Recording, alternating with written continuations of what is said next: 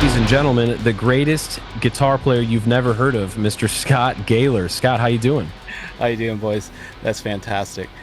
Wow, actually, we both have green lights. That's a nice touch. We did it for you, We bro. had to make it Irish, man, just for you, dog. Yeah, there's no Irish accent. There is zero doubt that I am Irish. There's no hiding that whatsoever. So how you guys been, man? I've been checking out the show. I love everything that you've been doing.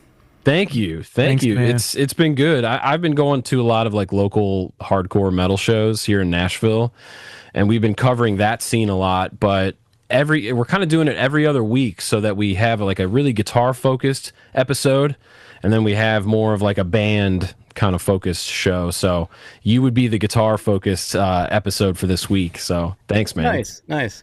I love Nashville. I was supposed to move there right prior. Well, actually, yeah, literally right prior to COVID. 2020 came from an awesome year for me musically and my career, and I was like, oh, cool, let's buy a house there, and everything was in play. And then in March, everything fell apart, so we ended up staying in Florida, and we're still here.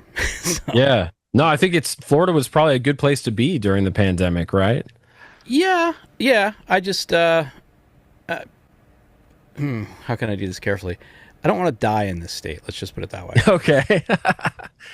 Fair enough. I'd love to ask you more about that later, but no, man, I want to talk a little bit about your playing, dude. I mean, I was listening to your solo records earlier today and over the last couple days. Awesome. Irish Exit and Technicolor. I'm trying to remember the other one. Technicolor Monochrome. Yeah. Mm-hmm. And there's just so much jam-packed into those records, man. Like such like tasteful playing. There's kind of like shrapnel era shred guitar, but also like a lot of blues and rock. Like I thought the recording quality was particularly good. It's like, to me, it was like Nickelback quality. Which, so I just want people to know that you're the shit, and that's why you're on the show first and foremost. I appreciate that so much, man. Yeah, I want to take things back to the beginning. Before we do that, I want Christian to talk about how he met you, because he's really the one that got you on the show. Oh, for sure. Yeah. So I mean, I was saying to Drew before, and obviously I will let everyone in on the secret now, but when I first got the gig with Eventide, I got assigned to do the trip to the old Dallas Guitar Show trip with your good friend Joe Coetzee, who, we love Joe, dude, who is the national sales manager of sales manager of the Americas. He's got some wild title. He's like a conquistador now for Eventide. I got the gig, and literally like 2 days later, I was on a flight to Dallas, and the whole Dallas Guitar Show thing is pretty sick, man. Like that scene it used to be way cooler, or maybe it's still cool. I don't know. I haven't been there in a couple of years, but back then, that was before the pandemic, and it was just, dude, it was jumping, and they get some big name players. Like Paul Gilbert's playing at it, Eric Johnson, Mark Lettieri. So I think I ended up meeting Scott at dinner, and Scott was like, dude, Scott was in the middle of this freaking, what's it called? This keto thing, and we're just eating meat. We're pounding meat in Texas, which is about as good as it could get. And he's telling me, I knew right off the bat this dude was a legit guy, man. He was just from what he was saying, and just a good dude. And we went out, we drank or just had some fun, and then the next day I think I saw Scott ripping at like the Boss booth, I think, and I was like, dude, this guy rips, man. Like, this guy's a sick player. And I think maybe he saw me doing something for Eventide, and we both like hit it off real quick. I think we both really kind of respected each other's playing a lot. It's not easy to perform well at those types of events because you're literally surrounded by the best guitar players on the planet, right? It sucks, and everyone's critical, and you got to make your, and I was saying to Drew before, like, you kind of got to make your case of why this product is so good. So you got to be so quick on your feet being a demo guy and be able to switch switch and play. Basically, for Eventide, it's play to the algorithm, like, and so like I have Joe Coetzee switching through things, and it's like, you get on like a Leslie sound, you're doing like organ comping, and then you get on like a freaking micro pitch sound, and you're shredding Van Halen, and it's like this. Like, you got to keep people's attention. And I remember Scott's demo was, and even, maybe I'm mixing two shows in one here, but like, we had him perform at the Eventide booth as well, and Scott was doing all the demos for Boss, like when they were introducing Wazacraft, and Sky was like a NAMM demo maniac. And he, I remember Scott's performance at this one NAMM was just so killing, dude. Like, he was playing all the solo tunes, and you were using like Crush Station, like for Eventide, yes. Like, dude, which never sounds good. Like, it's like the distortion algorithm that everyone it's like digital distortion. Yes, but it's got a cool mid-range, and it does have a cool mid-range if you can dial it in a little bit. But I think me and Scott were just like like we literally put on the first preset, and we're like using the like freaking guitar controls and like to get it to sound good. And this guy's like ripping through like like some like a boogie woogie type shred thing. I forget what tune it was, but you just crushed this performance, dude. And I was like, this guy is just such a good, like, inviting, consummate performer. And it is like, you are a name that should be more, in my opinion, more well known. Man, you've been doing this forever. Like, obviously you've opened up for some crazy people. You played Sunset Strip, like you did that whole LA scene. Like, I mean, like, did LA, New York, the whole nine. Doing the guitar camps, and we'll get into that. But that was my like kind of foray into this. Opened up for Malmsteen and as well, who's my one of my heroes. Yeah, and we're definitely gonna get so deeper in stories about him. Oh, dude, we're definitely going to get into that, but like, I knew, Scott is a guy that I've now, since I've known him since probably like 2018 or so, we've always chatted and when we have time, he's busy, we're all busy, but dude, a guy that just really loves guitar and the art of guitar, and has never gotten deterred with, any of the noise, and just keeps like, I mean, Scott, you just want to play, right? Like, you're just trying to get better, dude. Yeah. See? Yeah. No, I still, I mean, I taught today. I had lessons all day. We taught intervals today. Today was all about intervals. And, going back to when we met in Dallas, like, I knew right away. First of all, I'm if you're a friend of a friend, you're automatically my friend. That's what he said. Too. I know Christian and I, we hit it off right away, and then we started talking. And once you start talking a little bit of theory, or you start talking about guys like Holsworth or big name players, I can kind of feel out who's going to be able to hang. That's so terrible to say it that way, but who's going to be able to hang on the stage, and who's not going to be able to hang. It's true. And like you said, man, that's the highest pressure gig. I don't think people realize. Yeah, opening for Yngwie is tough in the sense, but you're playing to a guitar crowd that wants to hear guitar music. At NAMM, you've got 45 other dudes who think they should have your job. And not only have your job, have probably petitioned for your job prior to you getting it. And I did, it's weird, in a weird backwards way, and I'm going to mix up places and times because I've done so many of these things, but I went out with Joe to an Eventide show. It might have been Arlington. And Boss saw me play at Eventide and hired me from Arlington. They're like, tomorrow we need you in Ohio. And I was like, okay, fuck it. But, can I curse? My bad. Yeah, go ahead. Everything goes. And so I was like, yeah, sure. So we loaded up everything. Boss loaded me up with a whole bunch of stuff, and I went out for about 75 days of just hitting Guitar Centers, and then came back and then did a few more things with Eventide, and then done stuff with Chase Bliss and GHS and Stone Tone and Floyd Rose, and I'm missing people. But I've done so many NAMM things, but it is that thing where, you've got, you've got this dude. You're good. Yeah, and you've got all those guys just kind of freaking out. The neck, and like, my favorite. Oh yeah, and my favorite is getting them to drop the arms. Yeah, getting them to drop the arms.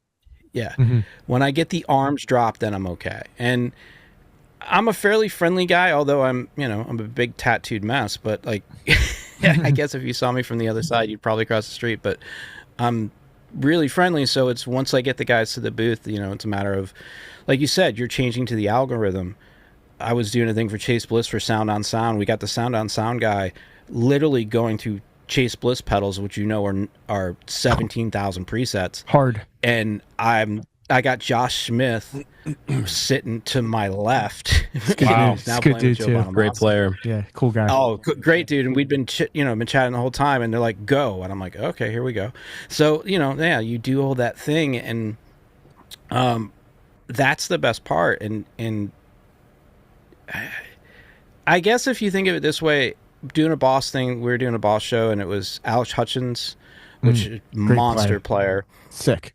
So him and I are doing a bunch of stuff, and we're having a good time, and we're sitting at a table with a bunch, and I won't name names, but a bunch of the heavyweight NAMM dudes, and a couple of them are bitching like, "Oh man, I got 4 places to play tomorrow," and I'm like, "Wait, you're complaining that you've got 4 gigs? How is this a bad thing?" I'm like, "I'll take them." You don't want them? I'll get them. And that stuck with the guys at Boss, and then Yoshi kind of pushed some stuff, and Aaron pushed some stuff, and I never not had work after that. And the following year, it was Tom Quayle. This is so wrong. Tom Quayle opened for me. I was in the middle, and Andy James closed every day at Boston's booth. I remember that, dude. No pressure. I remember that. No pressure whatsoever. Right? Oh my God. You got Tom Quayle, who I'm an incredible fan of, who's now someone I call a friend. He's sick, dude. Just going up, just killing it. Then I go up, do my thing, and then Andy goes up and do his thing, and we're all watching each other every day, busting each other's balls. I mean, it's just the funnest thing in the world, man. If anybody gets to do those gigs, yeah, they're high pressure, but they're incredibly fun. And you know what? I've made some of my best friends in the world. I mean, Christian is someone I call a friend. He's not just somebody I call an industry guy. Christian's a friend. He has my phone number. We talk outside of... Definitely. Well, not much outside of music, because that's all we ever do. But we're geeks. Do you know what I mean? Like, exactly. Like we'll talk about, like, maybe, I'm fascinated with his fishing stuff. I couldn't tell you a rod from a reel at this point, but it's cool to watch what he does with that stuff. And yeah, I think this is the coolest thing. And keeping it alive, as much as I hate that saying, it's like you talked about the shrapnel era. I think that's kind of making us swing back in the right way with, like, Animals as Leaders, Intervals, of course, Tosin Abasi doing what he's doing, Tim Henson, all those cats, and now Spiro. Have you seen that cat play? He's insane, dude.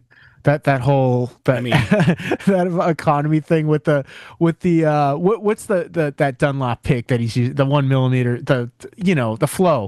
The flow, yeah, dude. He's got like that. He's literally using that pick sound. Like, dude, he's got Spiro. I don't know this guy. Yeah, you do though. I've probably seen him. You have to, bro. It's just like, yeah, but it's like super rhythmic. Oh my, okay. And I think he's got that thing dialed in, and he's got his own thing for sure, man. Yeah, he's really sick. And there's so many freaking Scott. This generation of playing is just like fuck. It's mind-boggling.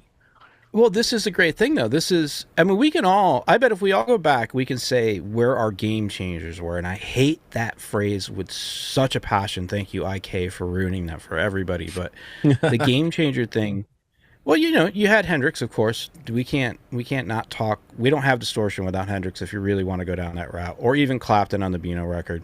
Then you got Eddie. Eddie flips everything. There's a reason why half those guitars back there have Floyd Roses and have one pickup. And then you've got, Alan Holdsworth and Michael Hedges, and then you got Yngwie.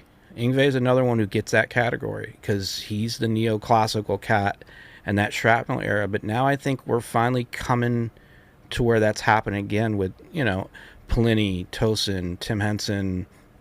I know I'm missing guys. I mean, when you think about it, Chan was kind of the first of that batch, but kind of got... Are they even playing anymore? Bro, I just had this convo a few weeks ago because, like, dude, those guys were so clean live and so flawless and just such killing players, like, that were doing, like, I think their guitar teacher that taught them was really into, like, Return to Forever, and they, like, brought that, like, kind of jazz harmony feel to, like, major key, but, like, like, there's the punk and hardcore kids like them too, so they kind of cross that threshold of rock, like people that like math rock, Midwest emo, like those kind of styles were showing up in their music. It's pop. So you could be a guitar, you could be a guitar head, or you could like those kind of underground styles of music and really grab a hold of what they're doing. You know, Scott, they were doing like the diatonic seventh arpeggios, like major seven arpeggio shred, and harmonizing it, and like,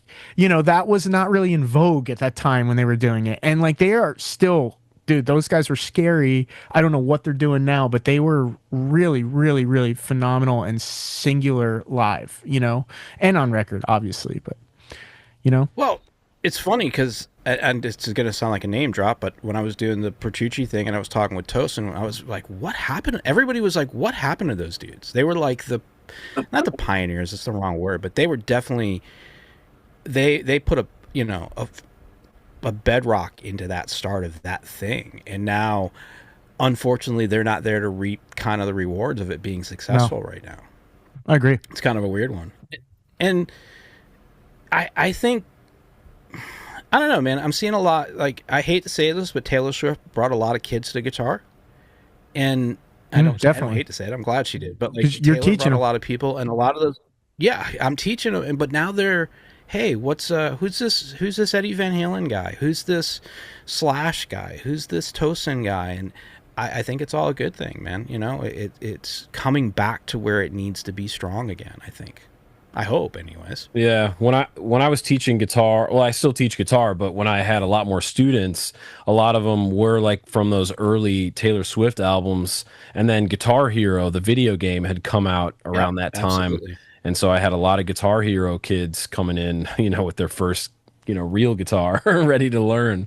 That's crazy. Yeah. Dude, I have 2 days a week that I teach that are nothing but young women. That's so and those are 8, so that's 16 girls, women, young ladies, whatever, that I teach a week. And they're not, you know, they're not just singer-songwriters. These are, you know, I've got 3 or 4 that really, I don't know if you saw the story the other day. I just put US pickups in this one girl's Les Paul because she wants to shred. She wants to be Randy Rhoads. Like, I'm like, yes, that's so sick. Like, I got you. There's a lot of killing female players now, man, that are really like sick, dude. You know, like, which is awesome. Sick. Yeah. Yeah. I mean, I don't think that, you know what? Here's the beautiful thing about guitar. Guitar doesn't care about color or gender. It doesn't give a shit. You can be a polka dotted purple, you know, female / male / who knows what. The guitar just sees somebody who's playing strings. It doesn't matter. Right. You know, it is the most what's the word I want to use? It's not the guitar has no judgment. It only, you know, if you make a mistake, it will let you know, but if you play it well, it will let you know that too. Like, it doesn't care about the rest of it. Yeah. You know. Absolutely, man. Well, dude, I want you to kind of go back to the beginning of your guitar journey. And, you know, I guess you grew up in Saratoga Springs, Florida, and you ended up in New York. New York. Oh, okay. He's originally from New York. You're originally from New York. Okay. Yeah. My apologies. There is a Saratoga, Florida. Well, because there is a Saratoga, Florida, which is really funny. But no, I'm from Saratoga, New York. Yeah. Way upstate. Gotcha. The last exit before Montreal. Like, wow, man. If you're on I-95, it is the very last exit is Montreal. We're the one right before it. Wow. Yeah, grew up in upstate incredible. New York. And the funny thing on my street, there was 5 or 6 dudes who could really play guitar. 3 of us are still playing. And Ricky Bruno, who played with Zappa for like 10 minutes, was the local guitar teacher. So I didn't get spoon-fed. You know, I got taught scales and modes and arpeggios, and here, let's play green sleeves, and here, this is why we do stuff. I remember specifically bringing a Michael Schenker solo to him. I was probably 11 or 12, and be like, hey, I want to learn this. He goes, yeah, great, here. And he like angrily scribbled down stuff and kind of handed me the piece of paper. And the exact phrase, he goes, if I wanted to smell what he had, I wouldn't stick my head up his ass for breakfast. And I was like, what are you talking about? Wait, say that one more time. My mom. Say that one more time. He said, if I wanted to smell what Schenker had for breakfast, I wouldn't stick my head up his ass. And I'm 11 or 12. I don't get this, right? And I had to walk to lessons, right? So I know, sad story, walking to lessons, but I'm walking home and it's really just spinning. What does that mean? I tell my mom, I'm like, what does this mean? Yeah, exactly. She goes, he wants you to figure it out. So he gave me a sheet. I come back. I'm all defined. I figured out a song called Armed and Ready by Michael Schenker. Learned it top to bottom. He goes, great. You just learned A harmonic minor. And I went, what? He's like, yeah, I just taught you A harmonic minor. And I was like, okay, I'm in now. I got you. dude. And from there, we all shared stuff on our street, and like every house on my street had an instrument. I got really lucky in that. And all my brothers and sisters, you know, we had a great record collection in the house. And, you know, my mom was super encouraging. Once she saw that I really wanted to do this, she got me lessons. And I don't think I've put it down since then. I started playing at 10 and I haven't looked back. Dude, that's really cool what you just said, because really what the lesson there is, if you're going to transcribe something, figure out the application so you can go 100%. Take it, internalize it, and apply it to other things. That's where I think people just learn a transcription note for note and don't analyze anything. And that's not what transcription is for.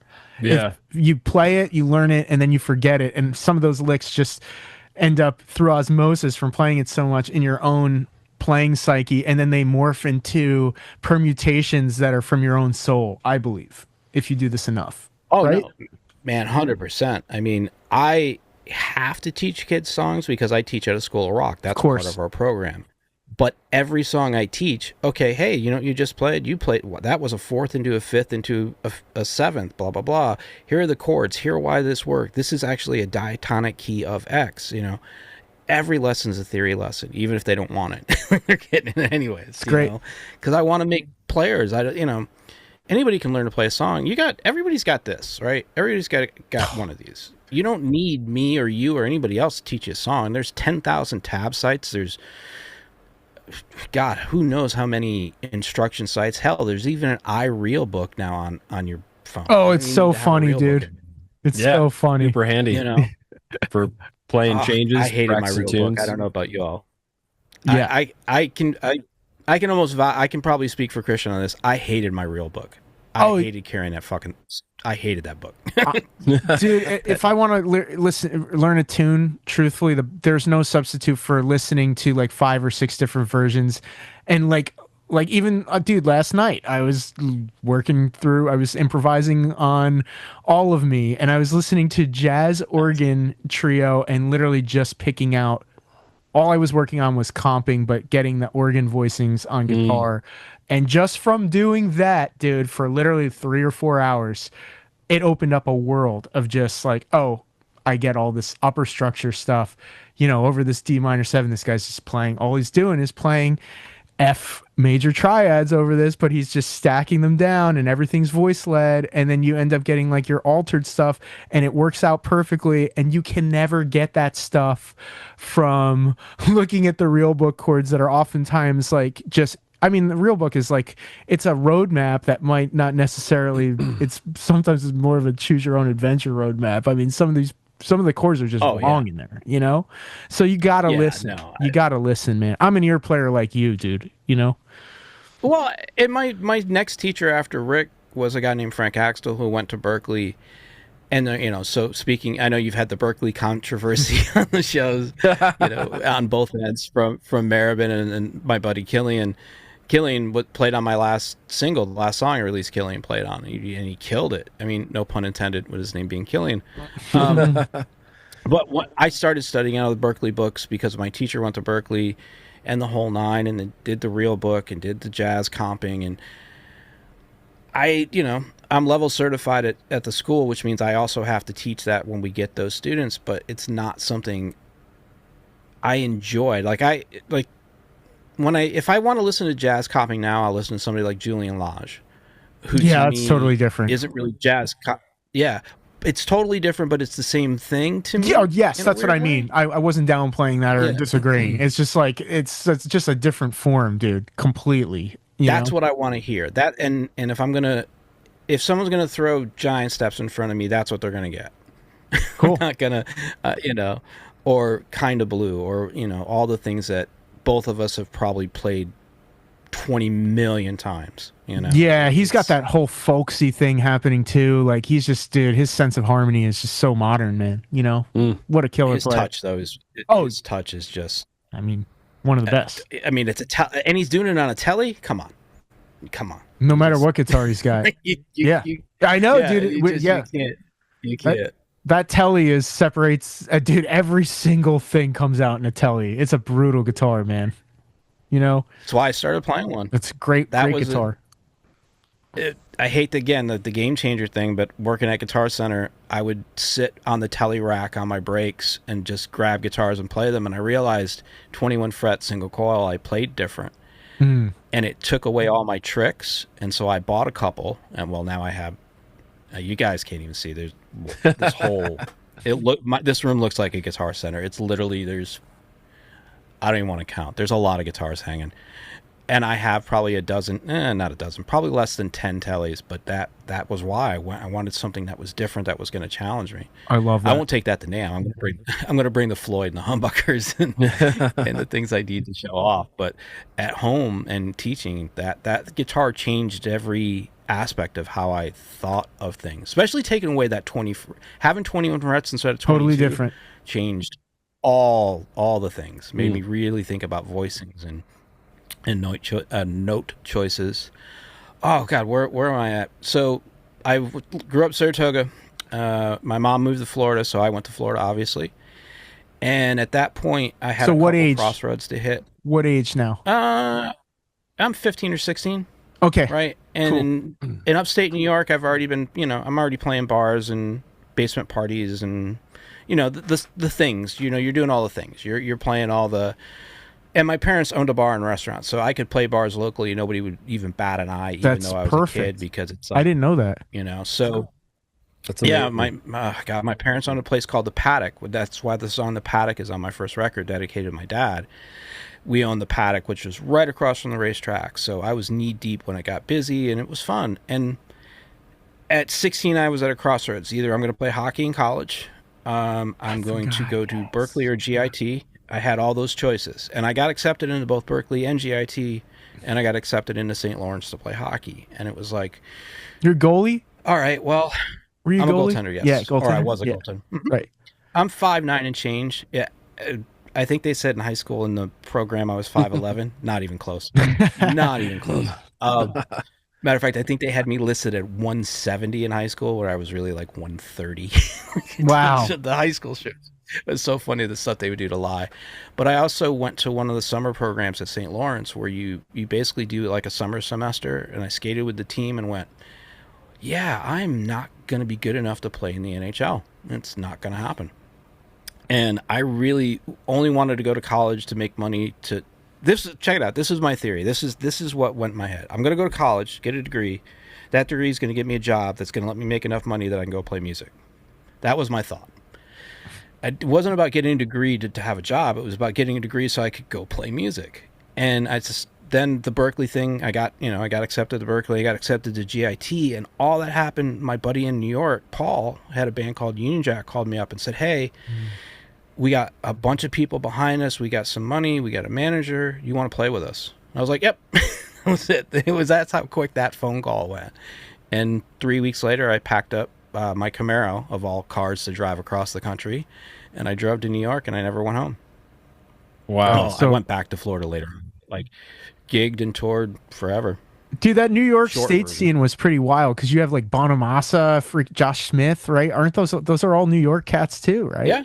So Joe's from Utica. Josh was from, I don't remember, but him and I talked about it. Yeah. You know why? Because it's cold 9 months out of the year. Oh yeah, you got to just focus on something, right? Dude, and it's a brutal cold. It's not like a cold where like, oh, hey, let's go skiing. Hey, let's go snowmobiling. It's a cold where you're like, let's just sit in the house. Cause I lived in Syracuse for a year, dude, like very recently. I get it, man. It's a totally different, like central New York, West New York. Like that is a different bitterness that, like, I mean, we're talking like Night's Watch. Like, it's no, yeah. The long winter. No exaggeration. It is crazy cold. Crippling. And I think that's how a lot of us got good. I think I had my 10,000 hours in before I was 15 because of that. I'm from Chicago, so I can relate to that. Growing up in the Chicago suburbs, like, yeah, there's nothing to do from springtime until really October. You could even see snow.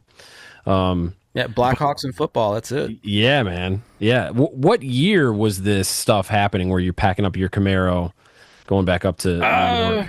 I want to say 86, 87. Okay. Wow. So because I'm an old man. You got that. That doesn't look old. I'm an old guy. Does not look old, man. Yeah, that's good genes from my mom, and smart enough to know when to wear the beard and when not to, kind of thing. But yeah, about 86. I was like 16 and change, almost 17 when I ended up in New York. And, so being that, yeah. What I was going to ask you is like being that age. What was happening in the guitar world in your peripheral? Like, oh my God! Like, I mean, it's Yngwie. It's all the shrapnel, like exactly what you said. It's the beginning of the shrapnel era. So it's Vinnie Moore, it's Tony McAlpine, Steve Vais and Alcatraz. Hasn't hit Roth yet. Yngwie's dominating the shred scene. 1984 has come out and starting to run its cycle. David Lee Roth not out of Van Halen quite yet.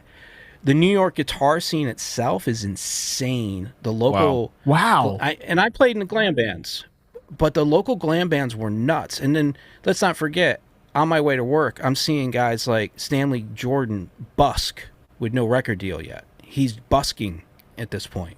Oh my Vernon God. Reed's in the beginning of Living Color. Like I was talking to Vernon about this because Vernon was probably like 21 then when I met Vernon through Boss. And I was like, dude, I used to go see you guys play and you were always so kind to me. So yeah. He's the nicest dude ever. Of course he doesn't remember me.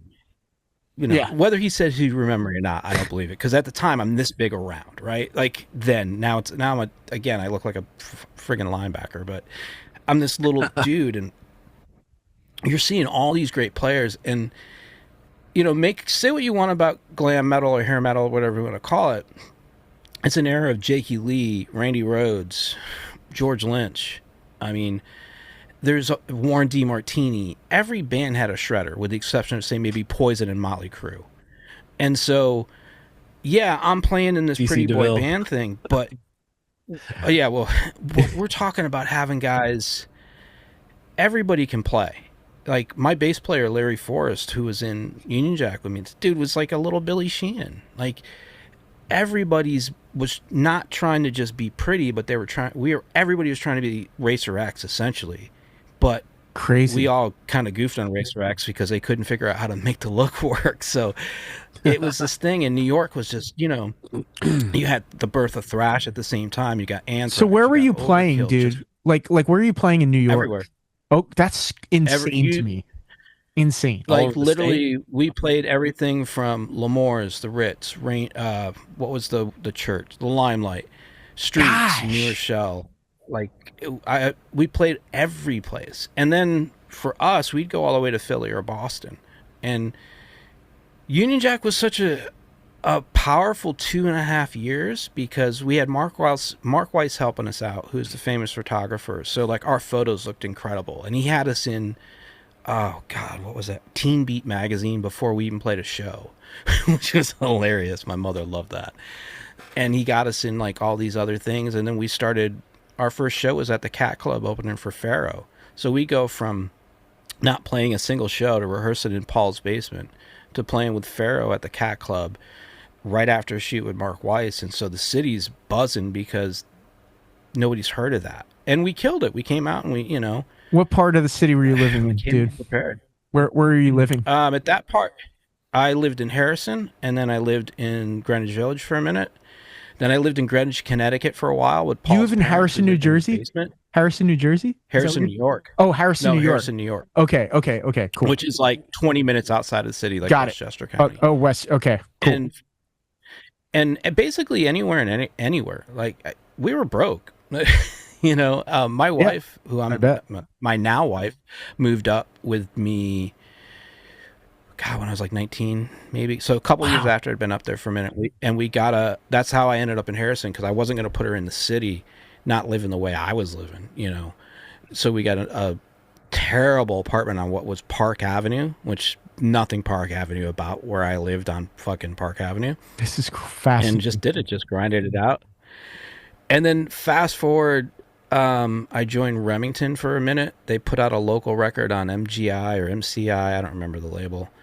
and they were getting a buzz from Arista and a few others, and so we went to Audio West and did a big demo there. So first time in a real studio, like Whitney Houston, been there, Dream Theater, Fate's Warning. Wow. You walk in and you see the wall and it's all platinum and gold records. I've never been in a real studio.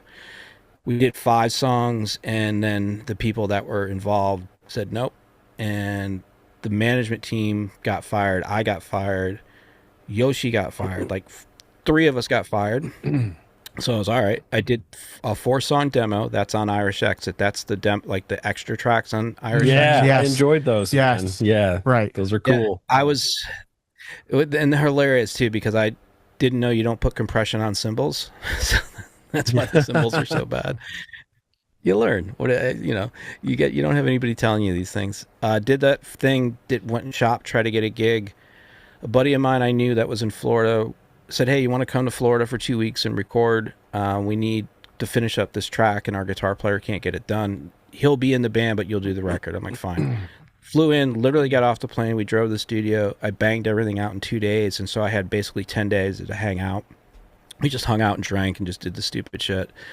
Flew back to New York, and then like a month later, he's like, hey, do you want to come join us? And he timed it perfect, because it was like -9 and 14 feet of snow, and we were snowed in, so we couldn't get out of our apartment. And it's like, yeah, you know what? I do want to go back to Florida where there's sunshine, and supposedly I wasn't going to have to work a day gig, and which none of that was true. Once I got to Florida, I got sold a bill of goods, but like, we did the stuff, and then we have money. Scrooge did the same thing.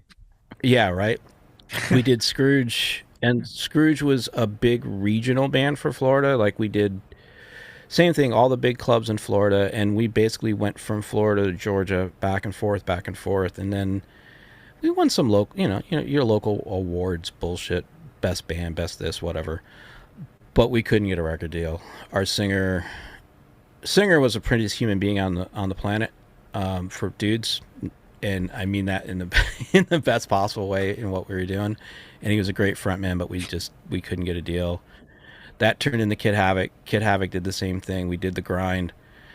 Kid Havoc got picked up later on, and our first record got put out, which it was too late. And then we did a reunion in 2009, maybe. Wow, no kidding. David Moore's. Sun City Records bought the rights to the first record, and that included buying the rights to the second record, which we never did. And so he wanted all that, and at first it was all sunshines and roses. We got a couple of checks, we're doing the shows, and then he owed us a lot of money and he disappeared, like every other story. And the second record was already done. Classic 80s manager. Dude, like, great guys. We were owed so much money. And we literally sold the most records on Sun City Records we were the biggest selling band on their label ever. And we never got paid. I mean, there's no shock to any, like, there's no new story to this. So what do those guys do? Do they just go work for another label or something like that? Like, do they just jump ship? Like, how can you? Okay, I just wondered, like, bankrupt. My question is, like, how do you maintain a reputation in the music business if you're ripping bands off? Like, doesn't it get out that he's living on McAfee's Island? He just flew there. He's hanging out in a hammock. He's literally in Australia. See, exactly. Yeah, he was a tennis pro to begin with. Oh, of course. And that country club a lot of bands over. Yep. Oh, 100%. Grifter, classic grifting. The best part about it was we got all our rights back. So I own both records outright. I own everything. No kidding. I own all of it. So that's good. In retrospect, it was beautiful. Sorry, my front door alarm is going off for some reason. Oh, that's him. He's back from Australia. Yeah, he's back to pay me my money. He's back to pay me my money. So we put out the second record on our own, and with that came opening for Yngwie and Cinderella and all those bands and doing that thing. And then in classic Kid Havoc fashion, because we did it a bunch, we imploded, as we always did. So we didn't get to really say goodbye the way we probably should have. I'm still friends with all those guys. We just can't play together. Just not There's too many, and I hate the phrase, there's just too many alphas. There's too many people want to be, like, now everybody runs their own band. You can't have 4 dudes doing that. You just can't. Yeah, you need different personality types, right? Scott, I was curious, man. Have you read Malmsteen's autobiography? No. It's a great read. I'd recommend it. It's ridiculous, man. But he talks a lot about getting ripped off by his man, which happened to him, like, I don't know, 3 or 4 times in a row. You know, that he would make all this money from his recordings, and then these guys would come in and just, I don't exactly, it's been a while since I read the book, but they would just find a way to hide his money from Malmsteen. And it happened like over and over and over again. And then he got in this car wreck, crushed his hand. I'm sure you're familiar with that story. And then I believe, like, did his wife die or his mom die? I'm trying to remember all the details, but he's had his mom. Yeah. He's had such a tragic story, man. Over the years. And I think the autobiography really showed another side of who Malmsteen is as a person. Cause I think people look at the macho man shredding on stage, the tall Viking guitar player, and they forget that, like, there's a human being with feelings, like behind that persona, and so people usually either love or hate Malmsteen, right? So reading his book, like, it's just, I would recommend that anybody, if you're interested in Malmsteen, you should read that book. So what was it like opening? Probably will. You know what? I went in dukes up, right? I went in ready, and Christian, you know me, I'm a fighter. Like, I'm a scrappy dude. I love to get in it. I love it. And I don't mean that, but, like, I have no problem mixing it up. Like, that's not an issue for me. And we had played the night before. I might mix this up, but I think we played with Poison the night before in Tampa. Sick. At the Ford Amphitheater. It's something like that. So we drove from Tampa to. How many chicks were at that show? I'm kidding. How many chicks over 40, I think, is a better question. Oh, really? Okay. Hell yeah, dude. Florida Cougar. We drive. Oh, exactly. Oh, my God. Loaded up for bear on that. We drive. It's probably 5 hours to open for him the next night. And we have a different drummer than our normal drummer. And it's a good friend of mine. Our drummer was going through a pretty nasty. Our original drummer was going through a divorce, and there was a big mix-up. But I wasn't canceling a gig playing with Malmsteen. Sorry, not happening. And because Yngwie is one of my biggest heroes growing up, so we drive all the way in, and I sleep 90% of the way. I get woken up. Hey, man, we're here. I get out, and Yngwie is in full regalia. He is decked to the nines, like he's ready to play, shirt open. And this isn't skinny Yngwie yet. Do you know what I mean? This is kind of husky Yngwie. So shirt down to his balls, and he's chain smoking in the back. And I recognize his tech. I know his guitar tech, surprisingly enough. And I'm like, Chris, what are you doing here? He goes, I was just going to ask you the same question. He goes, I'm Yngwie's tech now. And now my tech knows his tech. And so everybody's, friendly.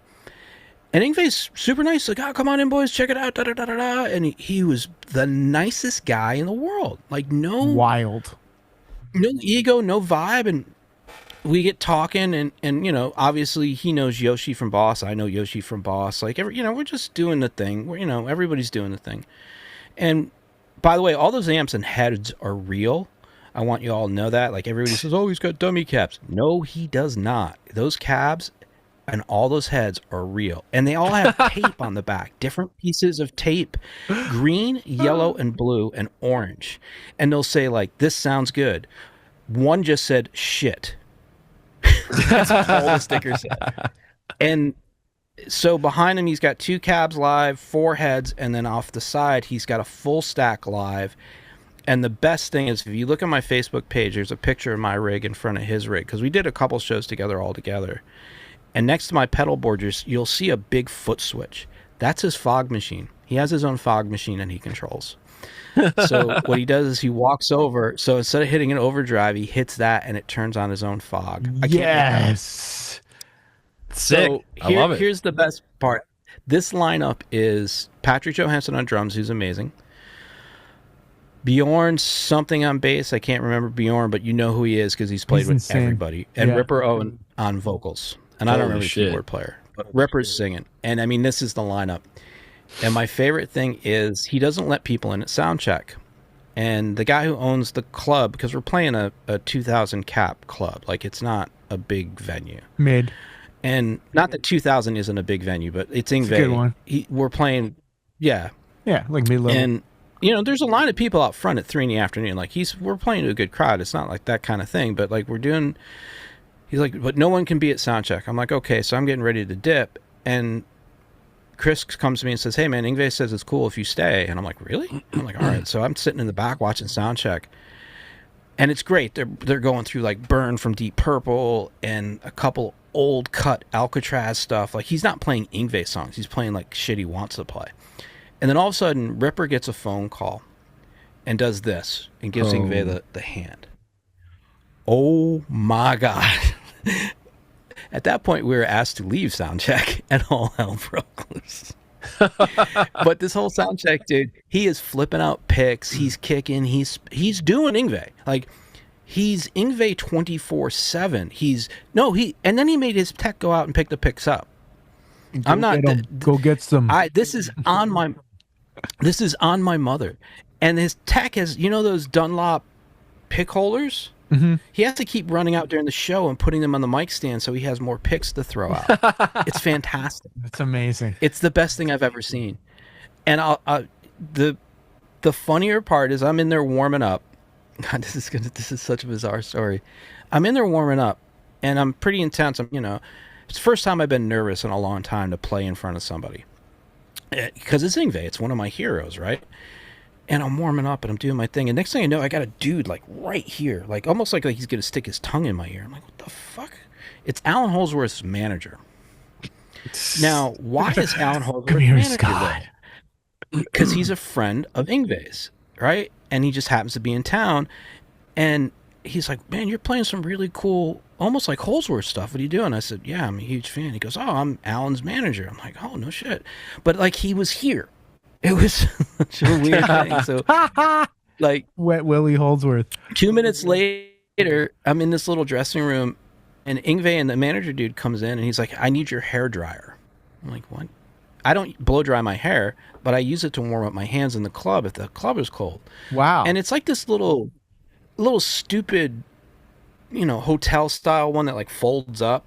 I just keep it in my gig bag. And watching Yngwie blow dry his hair in my room with my hair dryer, with these bad hair weaves in there, it was just one of the funniest. It's one of those moments I'll never forget. And then the night was great, man. I went out and killed it. My wife's mom and dad came, and we sold out of merch. We played incredibly well for once. Unfortunately, we usually video every show, and the only video we got is a side angle. The two other cameras didn't work, and a side angle from the bass side, so all you hear is "ooh." So it's a useless video. But bass playing. It was a super fun night, man. That's cool, man. I have no negative to say, and he let us have the full stage. Like, he didn't cap us on anything. He didn't take a merch cut. So cool. I got nothing but love for the cat, man. That's awesome. No, and I wish more people, like, I just feel like people think that there's these horror stories floating around about Malmsteen and that he's really a terrible person, but I think he's a practical joker. Yeah, I mean, he's just got this larger than life personality, but I really enjoyed his Rick Beato interview. I was like, finally people get to see this guy for who he is, and they can actually hear the wisdom that he has. It's not just like hyperbole or like these little one-liners. Like, they can actually, like, the stuff that he talks about in that interview is like the shit. Like, it's like the real deal guitar secrets of the guitar, in my opinion, in that interview. When I watched his clinic at Berkeley, like he came all the guys actually, like, back then would still come and do clinics at Berkeley, and dude, he played it with like a freaking full stack, like you know, giving out earplugs. Like they gave him out at the door. He was absolutely ripping. And I have to say, like, you know, Satch and Vi came, they didn't play a note. Like Yngwie played and he was talking about his playing. And like, dude, I'm just to the practical joker, just to comment on that, you know, one kid, like after he just ripping, dude, like is like, hey, how much do you practice? And he's like, I don't practice. I play tennis. And I was like, this fucking guy. No, but I think so. Like I've heard him say that a lot, that he never practices. But I think what he means by that is he's always playing guitar. You know what I mean? And to him, it's not practice. And when he talks about how when he was practicing, he would imagine that he's on stage putting on a show. And he had done that since he was like a little boy. And he did that for like a decade, so that by the time he comes over to the United States and hits LA in like 82 or 83, he was rehearsed. He was absolutely destroying people, like making people want to quit. They're, you know, dude, they were crushing other bands. I forget the name of the band he was in before he did his own thing. Steeler, yeah. I mean, they were fucking destroying if you people. look at those early performances, the playing is like flawless, dude. It's wild. Yeah. I'll say this. He walked around the venue with the guitar strapped on him the entire time. And when we were warming up, like, you know, in the dressing room, I'm warming up. I can hear him warming up in the other room. And he's got 2 other bands to go through before, you know. I give him credit, man. I look off to the side of my stage, and there he was. So he watched part of us. So yeah, I felt really good about that, man. Dude, I've been lucky, man. The guys that I've shared stages with have all been pretty cool. That's awesome. With the exception of one dude. Yeah. And who was that? No, I'm just kidding. You can talk about it if you want. I still do, no, because I still occasionally do camps and clinics with him, so I have to be. No, it's cool, bro. It's cool. No, one more Malmsteen thing. I saw him for the first time in 2003. I would have been a freshman in high school, and that year in particular was like when I discovered, like, I don't know, G3, right? Like Malmsteen, Satriani, right. Petrucci. I bought all the CDs, all the live DVDs, anything I could get my hands on. And I went to G3 to see Malmsteen, and then it was Vi, and then Satriani closed the show out. And I remember waiting in line. This was at the Riviera Theater in Chicago, and I could hear Malmsteen at soundcheck just annihilating, dude, just shredding his ass off. And I just, the tone was unmistakable. I was just like, I think I looked at my dad and I was like, that's him. That's God in there playing, you know, playing guitar. And then they brought his wardrobe. They brought his like Renaissance clothing. Like some like handler person brings in, and I was like, that's his clothes. Like I was just so excited to, like, I was like, it became real for me. This person that I had been listening to on my CD. This was back CDs, for hours and hours and hours, and then I was like, I get to see this person in real life. Unfortunately, that night he drank like a fish. No, he drank a lot, and his delay, he used a lot of delay that night, so it wasn't the best performance, but it was still Yngwie. But I could hear a lot of other older gentlemen around me, you know, just shit talking the whole time. He's like, he's got so much fucking delay on, it sounds like shit. Like, he's not playing well. He's like, have another cup, Yngwie. You know, he was throwing back some booze during this time period, at least. But I think he's off the sauce now. Like, you know. Yeah, I mean, he didn't. I mean, this is when we played with him, he wasn't drinking. But like when we were playing the Treehouse in Fort Lauderdale, so this is Scrooge era for me.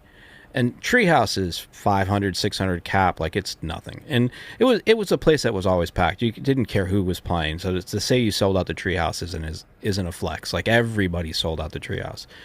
And I remember Chris, my tech, coming up to me like, "Hey, Yngwie's here. He wants to sit in." And we're like, "Shut the fuck up." No, he doesn't. And sure enough, Yngwie's there, but he is stumbling drunk. And oh shit! The bodyguards and the people who work. Yeah, not the bodyguards. What do you call them? Bouncers. For the club won't let him get near the stage. And he's pissed. And we weren't going to let him sit in anyways. I mean, we're an original band playing, basically a 45-minute set. I love Yngwie to death, but we're not letting like that wasn't going to happen at that point. But we sat around afterwards and had a few drinks with him. Like, so I got to meet him long before I ever got to share a stage with him. But it was funny because they wouldn't. The club guys were like, nope, no way. Yeah. And he would hang out at the Button South, which is like Florida's Little Moors, I guess you could call it. And there, if you notice, there's no stories of him sitting in at the Button South because he had a bad habit of like destroying people's guitars and doing fucked up shit. So like nobody would let him sit in. But he's kind of a South Florida legend. Like when I worked at Guitar Center in Hollandale, he would show up shirtless in his Ferrari, park in the handicap space dead in front of a GC to run in to get stuff and then run back out, no shirt on, no just completely. Dude, and you know what? That's so sick, man. That's how you do it. The staff got so used to him, they were just like, "Hey, Yngwie, what's up? What do you need?" "Ah, okay, boom." Like, and it was just done. Like, it was so. It's just so much fun. That's There's so many good Yngwie South Florida stories. I will say this, man. He was a guy that sent me back to the shed when I got the vinyl of his first solo record, which had the. I call it an instrumental record. It's not. It's got 2 vocal. Oh, there you go. Look at that. Since we're talking about him, we'll hold up. This I don't know if you've seen any of the tunes that Christian and I have put out, but all the lead stuff I've been doing with this guitar, and the tone just crushes, man. How do you like the scallop? Can you play the scallops? It's great for leads, for chords, and like for like if you're trying to play like Holdsworth chords on it, it's a total shit show. But yeah, for most things, it's awesome, man. I got to play one of his when we did the show, and I think it was a repro of the Duck. I doubt it was the actual Duck, but it had the sticker around it and stuff. Who knows? Maybe it was, but I couldn't play it. It was 2 8s that I'm too heavy-handed. I sounded like a little kid on that thing. I got really 10s on mine. I tried 9s and then 9.5. Oh wow, you're on 10s now? I'm on 10s, and it's still slinky, man. It's still too slinky for me. So. I tell you, man, that first record though sent me back. I went right back to the bedroom and was like, okay, what is Black Star? What is this? I need to learn all this. Yeah, that's wild. Yeah, it was groundbreaking. One of those Little records. Savage has, to me, like one of the greatest guitar solos of all time, where he kind of builds up to that emotional like harpsichord section, and then it just like. I would like cry and listen to that like a little emo kid in my room. I just thought it was so beautiful. There's a nod to Yngwie on the song I did, the last song I released, which was St. Mark's Place, Paul's Basement. That's got Killian on it. There's an arpeggio section in the middle. That's kind of like my nod to Yngwie on that. Cool. Some people would call it a ripoff. I call it a nod. But it was fun because I wrote that song when I was 16. That song's crazy old, but I just wanted to record it, and I was bored, and everything kind of fell into place. And then I, like an idiot, I wrote a bass line I couldn't play. Well, I could play it with a pick, but I couldn't play it with my fingers, and so I was like, okay, Killy's going to do it, and so he did a great job with it. Oh, he's so good at bass, man, and he's playing guitar now too. Yeah. But his playing is off the charts, man. One of the best that I've seen. Yeah. Kid's insane. Couple more quick questions for you, man. Sure. You participated in Guitar Center's Guitarmageddon competition. What year did that happen? And just talk about the experience, man, of doing that. I want to say it's 2004 or 2003. God, I keep hitting my mic. 2004 or 2003. And only reason I did this, a buddy of mine named Rob used to work there. Rob has since passed away, so shout out to Rob and his family. Shout out to Rob. Great dude. And he calls me up and he says, hey, man, I need to get so many people signed up for this contest or we get in trouble. And I'm like, dude, I'm not playing a guitar contest. Those things are stupid. He's like, just put your name down. He goes, you just sign up. You don't have to show up. Then I can say I signed people up. I'm like, all right, cool, definitely. Bet, done. Well, day before the contest, the general manager of the store calls me and says, hey, man, I remember seeing you back in the day with Kid Havoc. Can't wait to have you come down. We're really excited to have you come to the contest. And I'm like, oh, shit. All right, now I got to go. And I don't have any guitars at that point in my life that are not tuned into like D standard or E flat or C standard. That Red Jackson, I don't know if you can see it, that one. was the only thing I had in standard, and it wasn't one of my favorite guitars. So I'm like, all right, I don't listen to anything. I don't know the songs. They give you a CD, and they had this G dominant 7 kind of riff that had Billy Sheehan and I can't remember the drummer on the track. And I was like, all right, I'm going to play this because nobody's going to play this riff. It's too outside, and I'm not going to win this thing anyways because I don't care. So let's do this, go get the t-shirt and go home. Well, I won. I won the first night. Yeah. Like, hell yeah, dude. Got it. And I remember this contest when I was a kid, man. By the way, in Arlington Heights Guitar Center, I remember going there and seeing Guitarmageddon, and I was like, oh man, like I was like kind of insecure and nervous, so I didn't end up doing it. But yeah, continue, man. Yeah, well, I win the store. So then I go to the store finals, I win the store finals. Then I go to the district finals, I win the district finals. Damn, yes. Then I make it.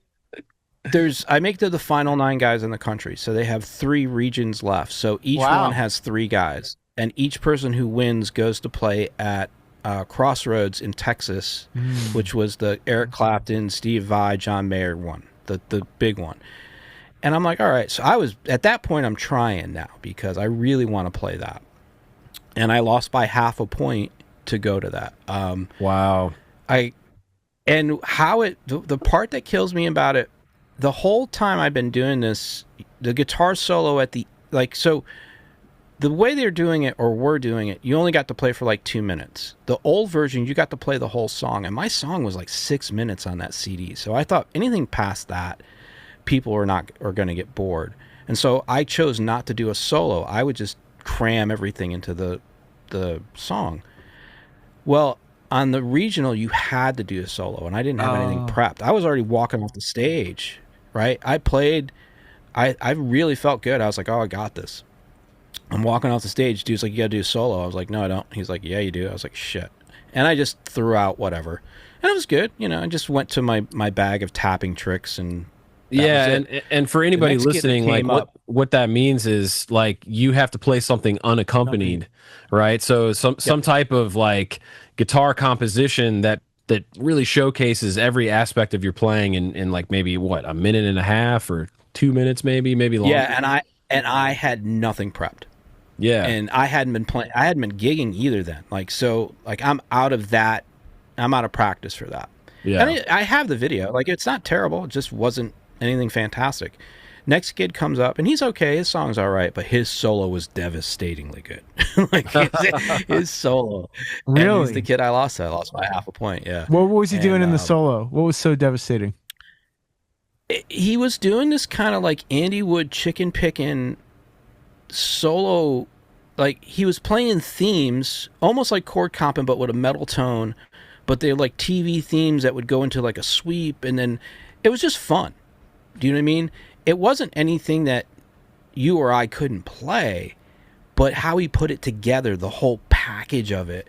And, he's playing this purple Ibanez, and he's smiling, and he's got stage presence, and like, he did it. And I remember when they were calling the names, and because, they bring all 14 of you or whatever to the stage, and I'm feeling pretty good. Like, they're going like this one, and they announced third place. I'm like, cool, I'm not third. And then they announced me as second place. And they were like, only lost by half a point. And I'm like, I would have rather lost by a lot than half a point. But the worst part was I was all excited to do it again the following year. But Guitar Center recruited me to work for them. And so then I couldn't do it again. Wow. I was out. But I got to play the party the following year, which was crazy because it was like Stet Holland from Wash, Nico McBrain, the drummer from Nine Inch Nails, whose name I have no idea, Dave the Beast Spitz who played with Black Sabbath on bass. Like, we had this big monster jam thing I got to do, and it was fun, man. Probably shouldn't have taken that job, but in hindsight, that part was really cool. Oh, that's such a cool story, man. Thanks for sharing that. Like, that's just, guitar competitions are pretty interesting, and I don't really think, do they really happen anymore? Like, is that something that, not at that level? No. Yeah, I mean, that was a pretty big deal. I know you can go back and watch. Andy Wood won. Oh, really? Not the year I was in. I think he won like 2007 or something. Was it a Guitar Center competition? Yeah, same exact thing. And he got the because he won the guitar and gave it to his grandfather, and he won the prize money and used the prize money to buy like a $10,000 Martin and gave it to his grandfather. Wow, it's a really cool story. Yeah, well, that's amazing. Then, that guitar is on his. That guitar is on one of his records. I don't know. We talked about it. I can't remember the specifics of it, but like it's a crazy ass Martin. Cool. Well, I just had one more quick question, and then we can talk whatever. Sure. We can talk gear. Christian might have some stuff. I feel like I've been hogging the mic here, but you've got a song on Irish Exit called "A Proper Ale." Is that a Holdsworth kind of tribute song, or like kind of an ode 100%. To him? Okay, I was getting that, yeah, 100%. Because he's a big ale guy. But yeah, tell us about that song, man. Well, the title comes from 1989 or 90. I'm playing in Scrooge in Florida. We play the Button South, and Alan is playing Musicians Exchange the same night. So much that I want to cancel our show because I want to see Holdsworth. Because how many times is he going to come through Florida and play a club? Right. And we timed it so we actually shifted our spot that night, so we played in a different spot so I could run over and catch the show. Sick. And the people at that club knew me and saved me a spot up front. So we get done playing. I toss Chris my guitar, and I'm like, good luck. Pack my gear. I'm out. I run over to the club.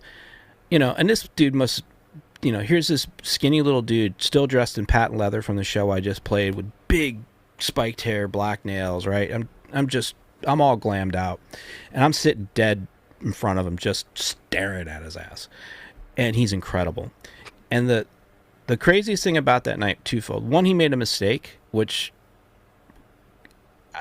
everybody makes mistakes, right? But he stopped and had his volume turned down, and Chad Wackerman was his drummer, so Chad did all the talking. And while he was doing there, he was running that mistake over and over again in between the song.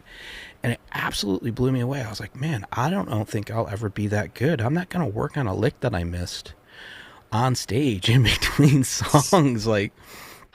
And then I spent a couple hours after the gig with him hanging out because the club owners, so we got to drink. And I bothered him so much asking guitar questions. He literally looked me in the eye and says, mate, do you like anything else?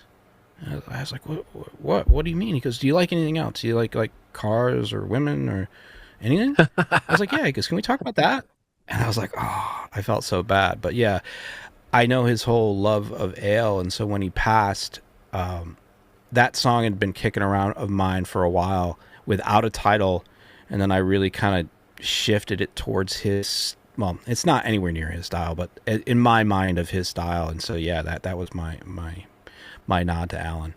Dude, I love the playing on this song.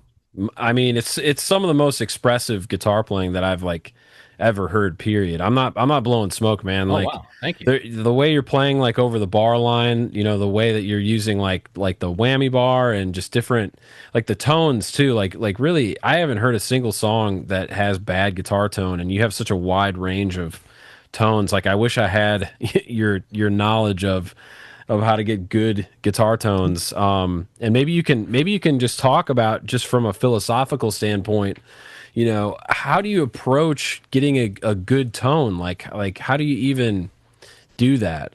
In your mind? I've been playing the same Mesa Boogie Mark IIB Coliseum 300 plus since I was 16. I literally have it. I can see it. It's no way. I can touch it. I still have it. I still use it. It's on every single record I've ever played on.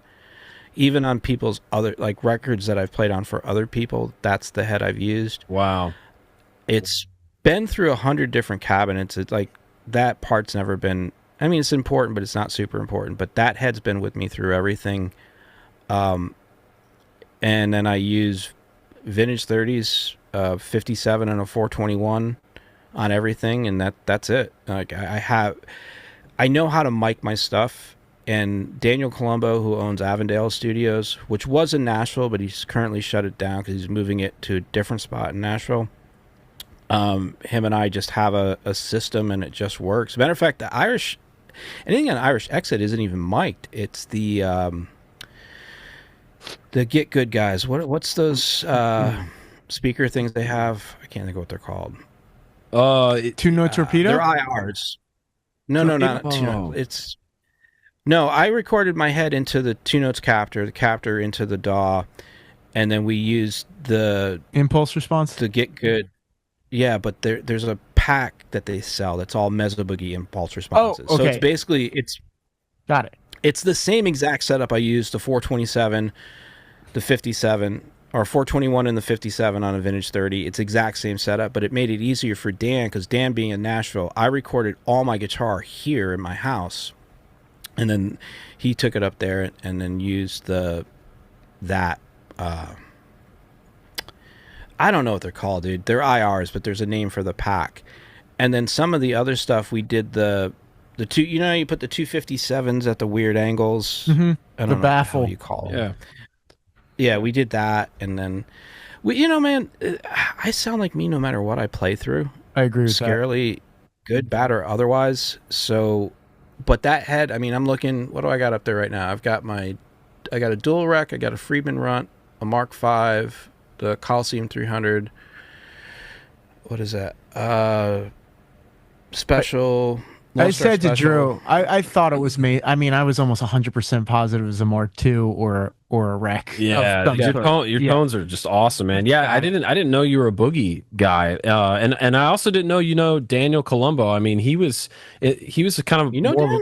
Yeah, man, he was more of a part of the metal scene in Nashville. Maybe like, I don't know, 12 years ago. Like, played a couple shows. Yeah. I can't remember the name of his band, but he was playing live. But he was recording a lot of other local bands for a while, man, and getting really great results. And he ended up dating like a coworker of mine for several years. And he's like a big fitness guy too. Like he's like really into. Oh yeah, dude, he's jacked. He's ridiculous. Yeah, he's crazy. I don't even dude. want to stand next to him. Yeah, he's basically he's he's like a kid in a weird way. And call him my son, even though I'm, it's not like that. But like, both those records, Technicolor Monochrome and Iris Exit, he was a huge part of. Cool, man. Technicolor Monochrome, I really produced, but Iris Exit, I kind of let him just do whatever. He's one of the few people that can tell me, hey, that didn't sound good, or leave it. Like, I'll give you an example of his genius. Poor Side of Town, not Poor Side of Town, No Smoking Section. It's a drop D song. It's on the first record. And I show up. I'm kind of bummed out. A mentor of mine had passed away.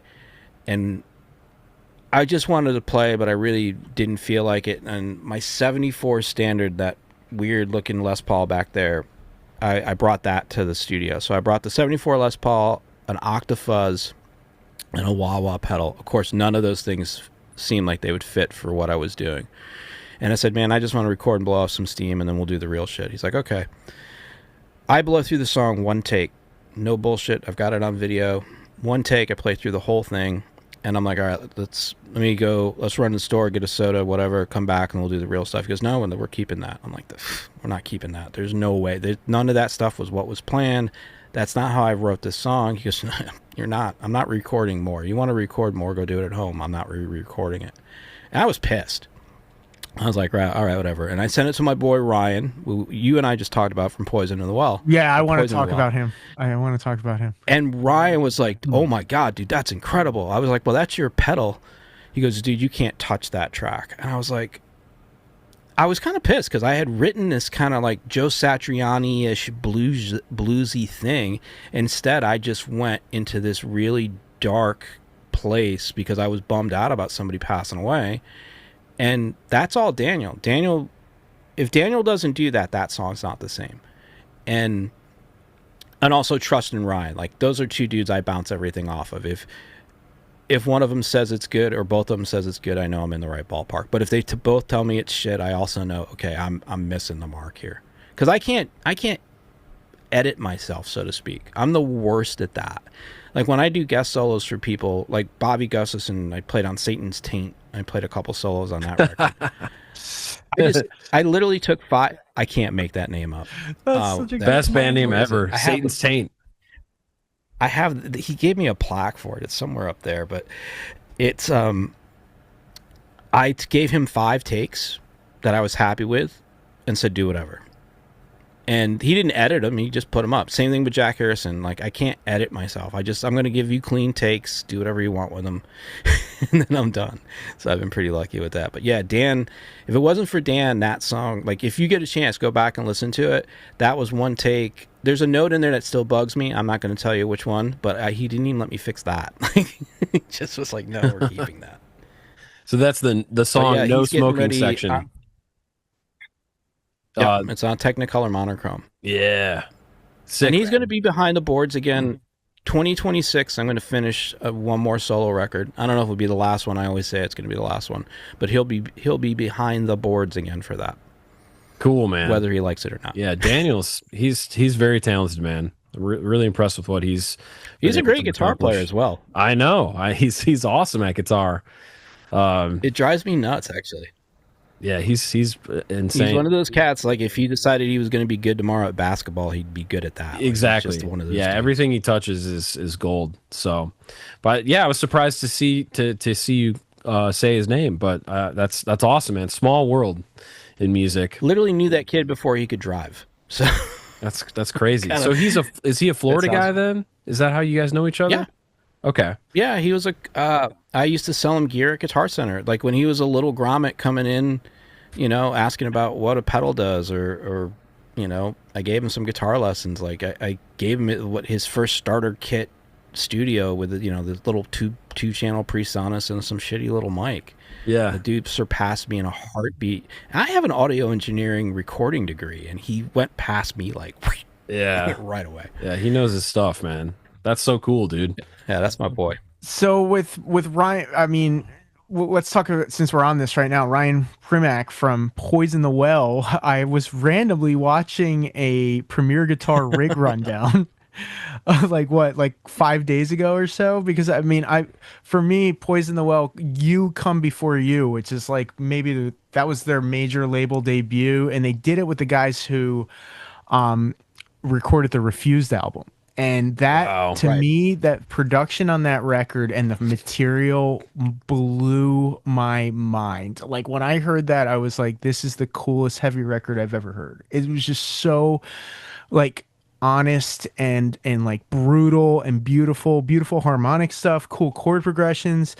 And I'm watching, their rig rundown pop up, and they're interviewing Ryan, and he's going through his whole love of Tellys and how he loves Danny Gatton, and then he quotes Scott Gailor, and I'm like, I text Scott, I'm like, is he talking about you, dude? And Scott goes like, yeah, he's one of my best friends. And like, so like, take us through that, man. Cause like, I mean, he's a pretty generational player. Like, Poison the Well, obviously Opposite of December was a groundbreaking hardcore record that everybody like was fixated on. And, no two records sound anything alike with Poison the Well. They kept experimenting, I think, to their own demise. You know what I'm saying? Oh yeah. But I mean, that's Ryan. I mean, he is such a phenomenal player, and I'll give you so the quick version of how we met. I would Guitar Center, my bane of my existence. But I was at the time I was still a sales manager. I hadn't become general manager yet, and Ryan would come in the store and buy stuff, and they got ripped off. I don't know if you remember when everything of theirs got stolen. But yeah, it was brutal. I mean, too. Everything. They lost a lot of crazy gear, man. He came in, and a buddy of mine introduced and said, hey, this is Ryan from this band Poison the Well. I was like, oh yeah, I know they are. They just got ripped off. And I was like, I got you, bro. You're not going to pay anything above cost. And we gave them, I kind of got in a little bit of trouble, but we gave them like $50,000 worth of gear for like 20 grand or something ridiculous. Sick. Like, we hooked them up because, I mean, I was a touring musician. I understand what it means. And I was just like, you know what? I don't need to make a commission on this. Let me just do this. And we hit it off. Not because of that. We had so many shared experiences. And then he came in one day, hey man, I need a job when I'm not touring. You guys hiring? I was like, yeah. And I remember going into my boss at the time. He's like, no, we're not hiring that guy. I was like, the fuck we aren't. Like, we are absolutely hiring him.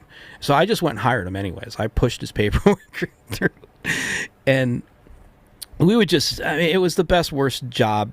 Like when you separate the two kids in class because they won't stop being idiots. Like, we were just those two, and we just became connected at the hip. And then we would jam together, and we both loved Danny Gatton, and I just found Tellys, he had just found Tellys. Like, this whole thing started happening. He really because his Les Pauls were all ripped off. His Les Pauls were ripped off. Right. That's the thing. He was playing what 3 or 4 different, like, you know, like what you have, like that 70s big, you know, 10-pounder, just huge tone. He had a 70, and he had an Artisan. He had a beautiful 3-pickup Artisan. Wow, no. Because I remember that guitar prior to getting, and he had his red Marshall, like, and we were going through stuff, and he didn't live that far from me, so we'd get together and play, and he reignited a fire for me.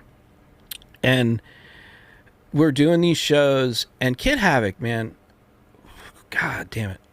When we were on, we were incredible. When we were off, we were way off. And it just depended on how sound check went and if we were bickering, right? Because we were an old married couple by the time in this band. And I think at this point in the reunion, we'd already gone through 3 bass players again, because that's just what we did. And we had to play with Cinderella at a sold-out show at Revolutions. Sounds terrible, like we had to play. But like, somebody booked it. Nobody would admit who booked it. I didn't book it. But now I'm a person, if I make a commitment under my name, I got to do it. So I can't cancel the show, but I don't have a bass player. I call up Ryan. I'm like, dude, guess what? You're going to play Revolution. He goes, really? Poison Wells playing Revolution? Awesome. I was like, no, you are. You're playing with us. And he's like, what do you mean? I was like, you're going to play bass. I've got a bass rig for you. I got a bass. I'm going to teach you the songs. He's like, okay. So he went out.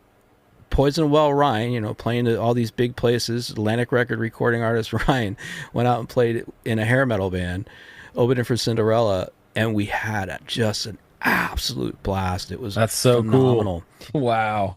And that's when I was still really, actually him and I were both really drinking at that stage. So he's doing his thing. I got a solo cup full of Jaeger, a few, so, you know, 3 or 4 full solo cups full of Jaeger.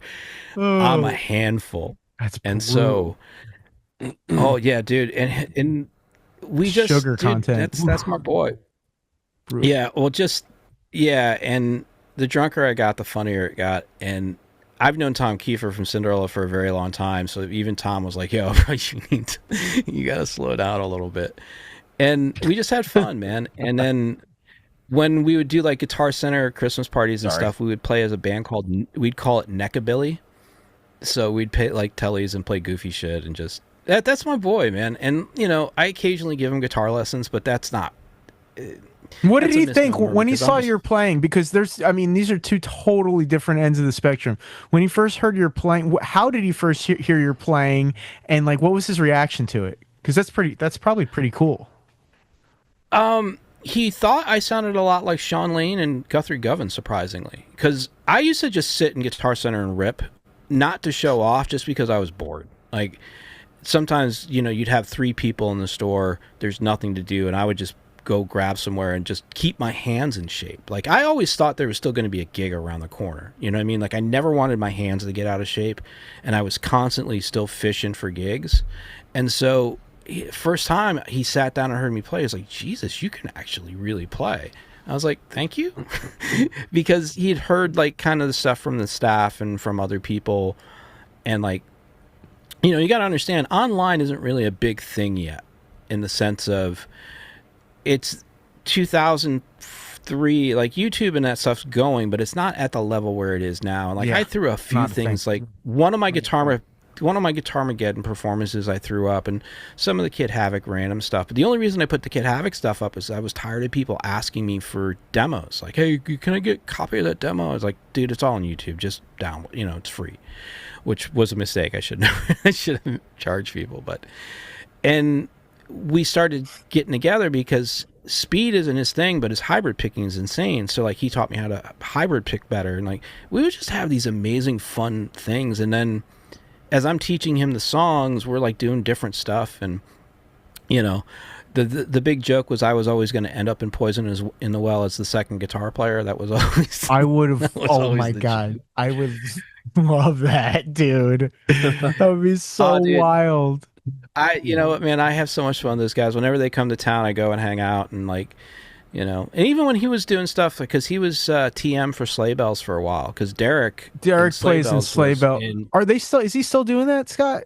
Is he still in Sleigh Bells? Sleigh Bells, still doing stuff. They're still doing great, man. Are they married? They're still doing great. Plus, are Are they married? No. Okay. She's married. She's married and got a kid with a different dude.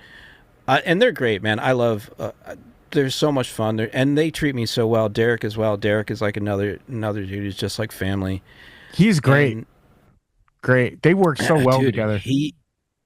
The crazy thing is, you want to talk about the most low maintenance guitar player on the planet? Like, I've been to some sound checks with those cats. First of all, you gotta love Ryan. If I'm in the building, he plays Kid Havoc songs for sound check, just to bust my balls. You just have to. And I'm like, oh my god, because you know he's the OG to me. You know what I mean? Like, he invented a genre pretty much. He did, like you said. Like, and he's hugely influential in that whole. I try to remind him of that, and he's so humble and like, nah. And the scary thing is, like, we both recorded at Studio 13 with Jeremy Staska. Like, we have so much shared connection. It's just weird. Like, it's just odd in that case. But like, you know, he's in Germany right now. The light that I'm using here that's shining on me, he gave me. You know, and it's just like, that's my boy. That Octafuzz pedal is his. So he builds pedals too, right? He's a tinkerer, because I saw that on the guitar. He's a tinkerer. Yeah, dude. He's like, he did all the Gatton. You know, he switched the. What did he do on the telly? He pulls. You know, he switches. He flips it, like, you know, with the classic telly mod. What is the flip? I'm gonna have the Scott front pick up to the back. So see that? Yeah. If I get that. So that the pickup selector, volume, tone, and then you move. Oh, you put that back there. Okay. Stays out of your picking hand. That's something I've been doing. Oh yeah, because you always bump into that. Yeah. Right. And then you can well, especially if you're digging in, if you're like with the, I don't know, this is probably not going to come through, but like, it's so much easier, and that's why there's a top hat on this. I don't know. I'm going to lose my mic. That's why there's a top hat on this, so that I can hit. I don't have the round, so I can grab it, and there's a little bit of loose painter tape, so I don't completely just like rip it off. Yeah, they fly off, dude. I've had that happen at gigs, man, where it just goes right into the freaking crowd, and you're like, oh, never see that again. That top hat. I found most of them, but like, I would like, because I'm so neurotic, I would looking for them. Yeah, I would go crazy. But man, that's why I had to put painter's tape on. Dude, yeah, man, he's a tinkerer. Just to talk about Derek briefly and the gear he was using, I actually saw him with sleigh bells, bro, and he was using like a freaking some crazy, like, I think a Rhodes Jackson, like through like a freaking 2 full stacks, dude, like something like that. Was total. Was he using that in Poison the Well? Was he using that there too? I don't remember that. Poison the Well, he was a telly guy. Telly, yeah, they were both dual tellies. Yeah. Okay. He's got JCM 900s or JCM 800s and 412s, and then a bunch of Digitech, like cheap Digitech pedals on the floor. Like, it's nothing crazy. And it was a Jackson though, right? It was like some kind. Yeah, 100%. He's a Jackson. Not only they're Jackson, he's a Jackson endorser. They make those specifically for him. I've played those guitars. They are incredible. Really? What makes them, like, the neck, like real thin neck, or like just what is it? No, he gets. They're a little bit fatter than the traditional Jackson. Okay, cool. They're nice. They're almost like, I really need one of these, bro, kind of thing. When he plays a power chord in that band, dude, like, it literally, your teeth like get rearranged, man. It is just so crazy sounding, man. Like, well, and all those cabs are live. Yeah, like, totally. All those cabs are loud. You know, he's not, and she's not shy. Like, she doesn't care about stage volume. She's not one of those singers that are like, oh, you can't have stage volume. No, she's cool. You're cool. She's 10 toes deep, man. She does not give a shit. I love those dudes. And you know, man, I miss so it. Cool. I get jealous when I go hang out with them, because I miss really touring. I'd love to get back on the boards again and really, really get out there. Can you? Why don't you, dude? Why don't you? I can't afford to. Yeah. You know what I mean? Well, that's a real thing. That's an unfortunate thing. I can't go back out. What I made today teaching would take me 2 weeks to make elsewhere. Do you know what I mean? Like, I do know what you mean. I can't. And I've played so many shows in my life, and I have no complaints. I love all of them, and I have memories of all of them, and I would love to go play, but I'm not going to go play in a bar and have somebody yell Skinnerd or Freebird at me for $100. Yes. After I just, I'm not doing it. And and those who do it, I'm not making fun of you. If that's your thing and you love it, fantastic. I get people who get really mad at me. They're like, "Oh, you're too good to play out now." Blah blah blah. No, I would love to. I just, I did the School of Rock thing with the kids not that long ago. We played some Van Halen. I played some of my original stuff. We had a blast, but it was for the right reasons. But to gear up, go play for 3 or 4 hours, make $100 to $125. By the time I put my gas and my strings, let's say I net $85. I mean, that's not worth the no.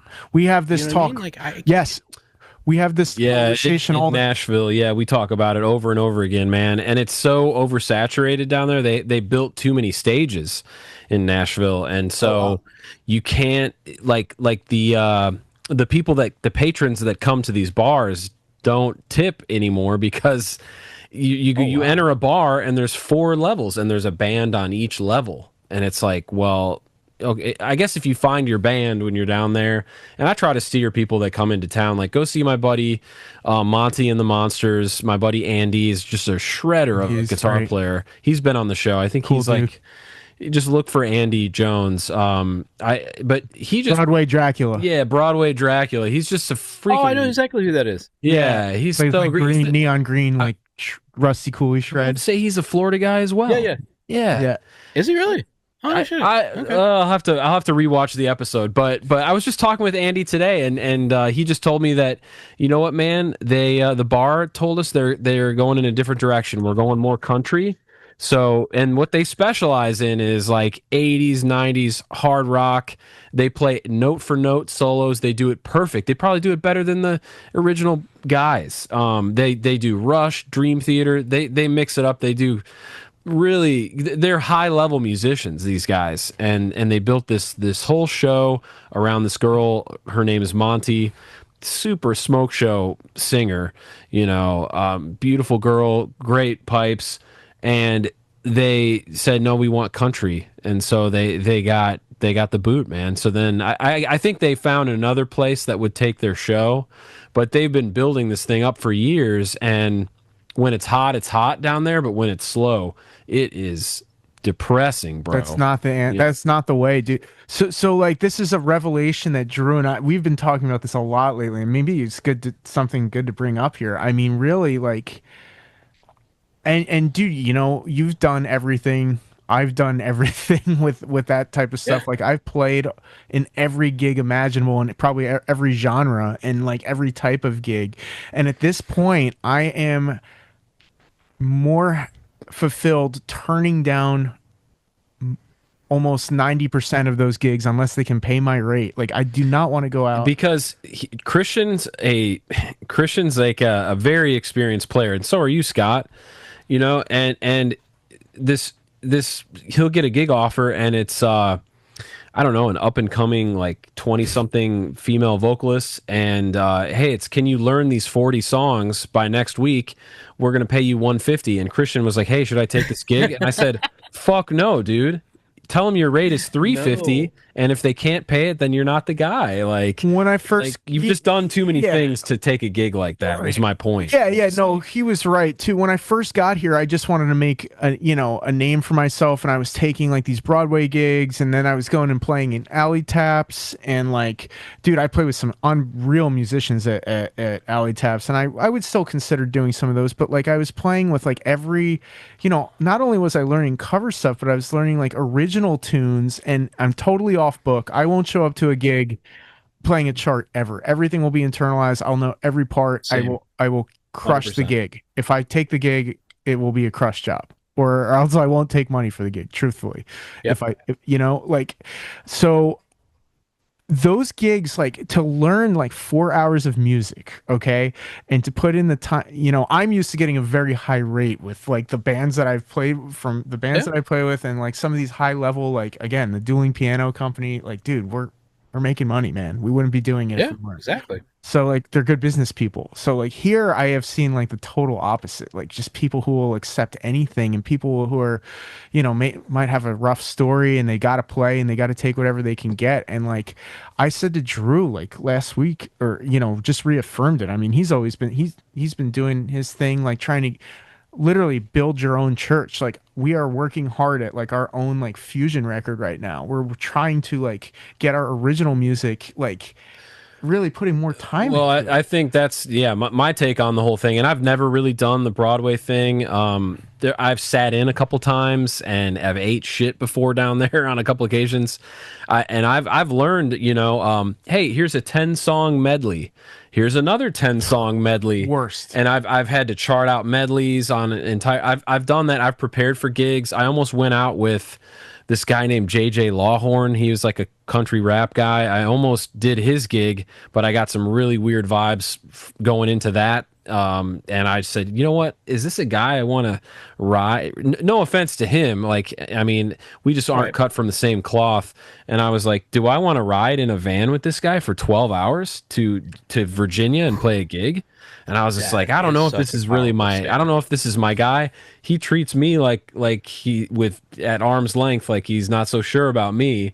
So I was just like, you know what? This is just not this is just not the gig for me.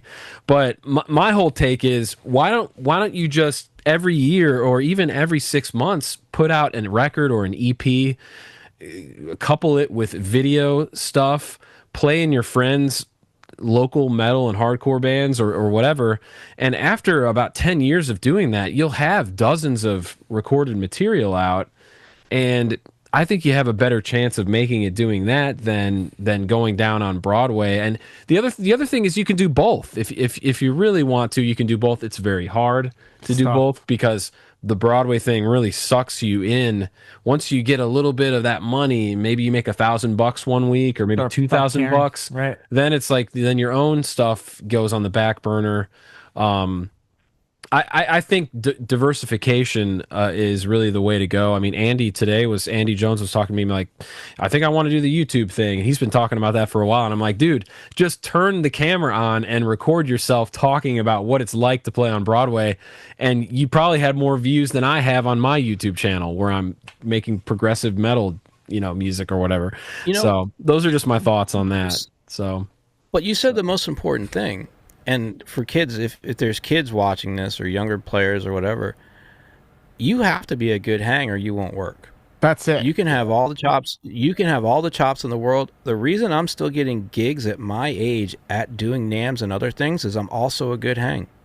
It's not just about my playing. The guy I replaced at Boss, who I won't name, got fired because he was a dick. Period. And when they went to get a new guy, Aaron was like, oh, I know, dude, and he's cool. We've hung out with him. And the rest of the crew was like, oh, yeah, we know that dude. Cool. I think that had more with me getting that gig than it had to do with my chops. Nobody wants to be uncomfortable. We already don't make any money in what we do for a living. You know what I mean? It's really hard to scale. Sometimes you're driving 8, 10, 12 hours in a van with 4 other dudes cramped up, ass and feet. Yep. And you're living on Buc-ee's and Wawa's, and you have to have a reason, and you better really like that dude sitting next to you. Like, it has to be a thing. And if any of the young cats are listening, man, make that as much a part of your resume as all the other stuff. Well, I think that's good advice for people, but you might be I feel like I'm a good hang just as anybody else is, but I've been put into different situations with different groups of musicians, and every single person is a fucking egomaniac. Well, and like, I'm like, how do I survive in this kind of environment? And that drains me a lot. That's been the case too, where it's like, yeah, you got to be a good hang. I agree with you, Scott. Dude. But sometimes you get around where all of the other members of the band have some kind of like joke dynamic, and you're the butt of the joke for an entire tour. And I know what that feels like too. So like there's different, you really have to find your tribe, I guess would be my advice. Like find where you fit in, and there is a standard of like what's acceptable to do or say in a tour setting, and there's like little standards like that, but you can easily find yourself in the lion's den. Yeah, and every performer has a different persona, especially if you're playing with an artist. Like, you got to make sure this artist has like good intentions, has a good team, isn't a total you know, I know there's some level of like, hey, you've got to be confident. You got to have some type of ego to get out there and like maybe like change things. But like when you're dealing with like narcissistic people who are saying like, when I walk in the room, I want everyone to look at me, and like that is, dude, that is a toxic thing. After the gig is over, like, did you see how everyone cheered for me? All they did is talk about their performance. It's like, God, dude. That is tough. Yeah. Can't we just be homies? No, and I've seen that a lot. I get it, man. Like, you're putting on a show. Like, your job is to put on a great show, and really, like, the personalities and the inner dynamics, interpersonal stuff really shouldn't interfere with the show. You know, that's the most important thing. But those are just my 2 cents. Just working around people. You know, for well, yeah. I mean, but there's the hired gun thing though. Versus hired gun's one thing, right? Yeah. That you got to be a good hang for the hired gun, but yeah, you are going to deal with people and things that go with that. But here's the thing that I think is getting missed. You know, I don't see kids forming bands anymore. I don't see like a group of 4 high school buddies or, you know, whatever, grade school buddies getting together and putting something together and building something from scratch and saying, hey, we want to be the next Poison the Well, or we want to be the next Animals as Leaders, or we want to be the next Van Halen, whatever. I don't see that. Like, yeah, I teach 46 kids a week. So I teach 6 days a week. And they're not starting kids, bands? That's what I teach No, this is my point. I think what's happening is the internet has, you know, dumbed down our attention span to nothing. You know, everything's a 15-second clip or a 30-second clip or a 1-minute clip, and they get excited. And these kids want to be on YouTube and they want to be TikTok famous and all those things that go with it. But the ideal of getting in a room for 3 hours and writing material, I can count. I've been teaching 10 years at that school. I would say 10 bands have come out of that school, 15 bands maybe in that stretch. That number should be way higher. And like, it's nothing. There's some kids like Benny Rothschild, who is at the school, has been with the school forever. Kid has put out like 7 albums already. And then there's Nick Accardi. He does work with Jack Black. I don't know where Jack Black lives. Seattle, maybe? Anyway, Nick moved to Seattle. He's doing that. There's a few other kids that are really doing the thing, but there's not a lot of them. And I try to stress to them, just write music, have some fun, create something. That's the whole point. I don't care that you can play something note for note. What can you write? What can you bring to the table? Yes. I don't really care about the 9-year-old kid in China who can play Eruption. Okay, cool, awesome. Play me something you wrote. Play me a song. So true, play me a song you wrote. That's what I want to see. I don't care, you know, and covers are great. I'm glad that somebody can play technical difficulties note for note. Yeah, so could I. So what? I'm right here doing the same thing I've been doing. What are you going to bring to the table? Like, write me a song. And what is your artistic contribution? So Scott, check this out, man. Like, on the podcast, I do a couple things with shred sessions. One of them is going to local shows and interviewing people there. And I went to Huntsville, Alabama a couple weekends ago, and there were dozens of young kids. I'm talking like from ages 12 to like 18 that were talking about starting bands. I mean, this is more hardcore punk type stuff, but there were kids like, awesome. I want to start a youth crew. I want to start basically like a gang, you know, where we go to hardcore shows together and look out for each other. But I was like, hell yeah, start a youth crew, man. Like start. And I had these guys, they have a fanzine called Iconoclast Fanzine, and they keep track of all the new bands. And I've started to go to more Nashville hardcore shows, and there are really young people, like I'm talking like 16 to 18-year-old kids playing hardcore amazing. Punk. And I think it got to the point where like during the pandemic, like 2020 to 2024, kids are tired of the internet. They want to be around other people, and so they go to a hardcore punk show, whether the band is good or not. They see, you know, a couple hundred kids moshing and throwing their arms around and flailing all about, you know, bumping into each other. They love that sense of community, and I'm trying to document that more. But that with the School of Rock kids, I think they should, because I feel like they have more access to the technique and the genius guitar people like you, they have access to that. But these hardcore punk kids, they're like, from what I've noticed, maybe lower income like kids. They don't need the instruction. They just want to grab a guitar and start playing power chords and writing riffs. Part. Yeah, exactly. Because didn't we all do that? Like, yeah, when I was 10, picking up a guitar, I didn't want to chase girls. I didn't want to be a rock star. I still don't. Heard some song, right? I heard a few songs that made me go, I want to do, what is that sound? How do I make that happen? And I still remember specifically hearing Eruption the first time and going, okay, that's what I want to do. How do I do this? And it was just about playing and being excited. I still get excited sitting down, playing in the room and playing with people. It's still, even the nightmare I've had trying to put a trio together and keep a trio together in Florida sucked, but the times of getting together in the room and people playing together was so satisfying. Even when it was bad, it was good. It was the pizza theory, right? Like, yeah, sure, there's some really bad pizza out there, but is it really that bad? It's still pizza. Like, I love getting in the room and creating, and there's that energy. Like, look, okay, if I go play the tracks at NAMM, that backing track is always going to be perfect. I can't head nod my bass player, hey, go another verse. Hey, you know what? Go to G here. There's no live communication. I still look at, and I'm going to sound like a real old man here, but Miles Davis, John Coltrane, live in Paris, 1960 on television. I'm sure Christian has seen this. Miles, and it's the smoking cigarettes, drinking scotch on television era. And they're playing Kinda Blue. Oh, no, they're not playing Kinda Blue. They're playing So What. Miles comes out, and it's an incredible lineup, and it's black and white, and they're in suits. And Miles blows out a pretty cool line, but then Coltrane comes out and just goes, bah, and just drops his dick on the table and just wipes the floor. The literal elephant in the room. Then Miles has to come back out, and it's like, oh, okay, young man, you want to try to show me up in my band? And, there's like this energy in this thing, and it's live, and it's there.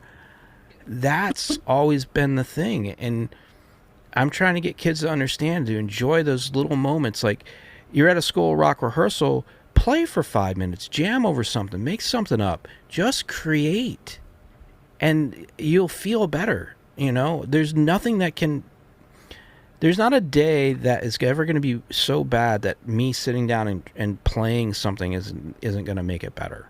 I so agree. And maybe that's just me. Well, what you just described is like that. Some of my favorite times playing music in my life have been playing with better musicians, better drummers, like drummers that are better than I am at guitar. You know what I mean? At people that motivate you. Yeah, being around, you know 100%. What it feels like holy shit, this is an A class drummer that I'm playing with now. Like, holy crap, dude.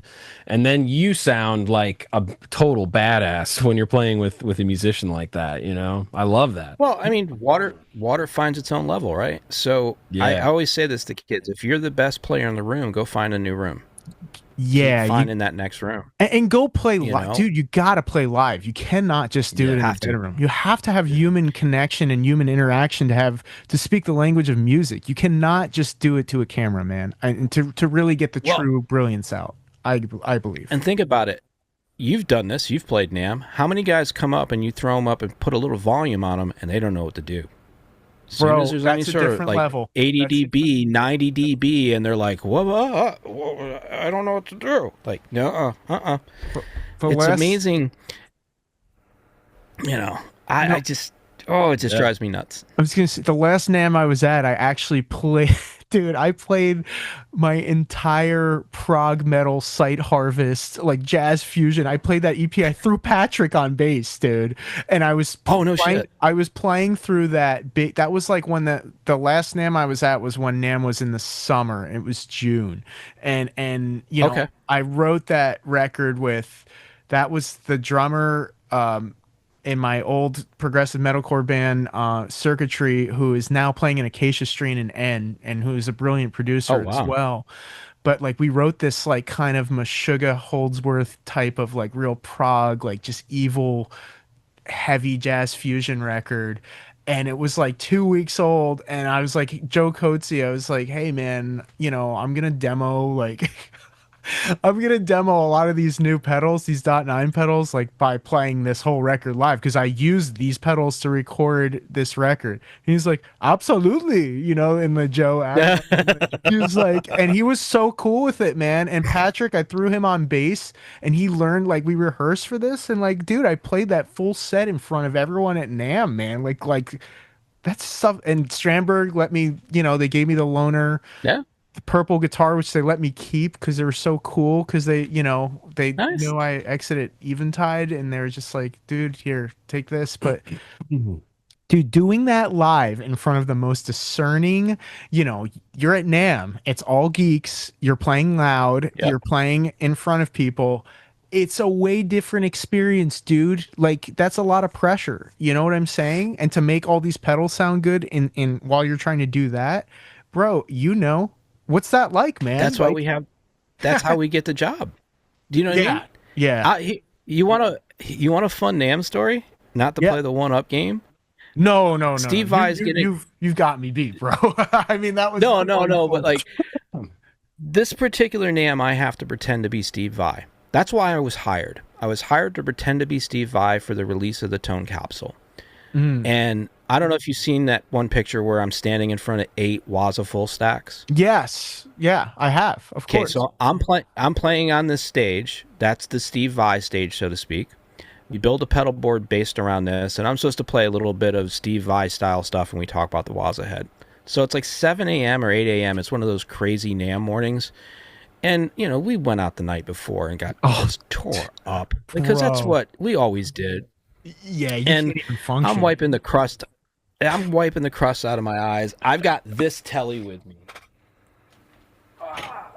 I've got the green one. Oh, hell yeah, with the freaking Floyd on there. Let's go, bro. Yeah. Reverse telly headstock. Sick. And it's a 100-year-old piece of pine. I'm still getting used to it. And Steve Vai shows up to talk to Yoshi. And they introduced me to Steve, and they're like, hey, this is the guy doing your Tone Capsule stuff. And I'm like, and he's like, all right, let me see the rig. Like, he's asking me questions. I'm like, fuck.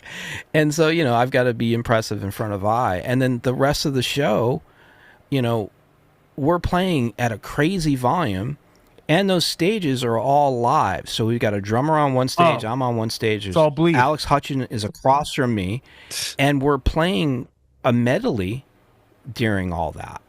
And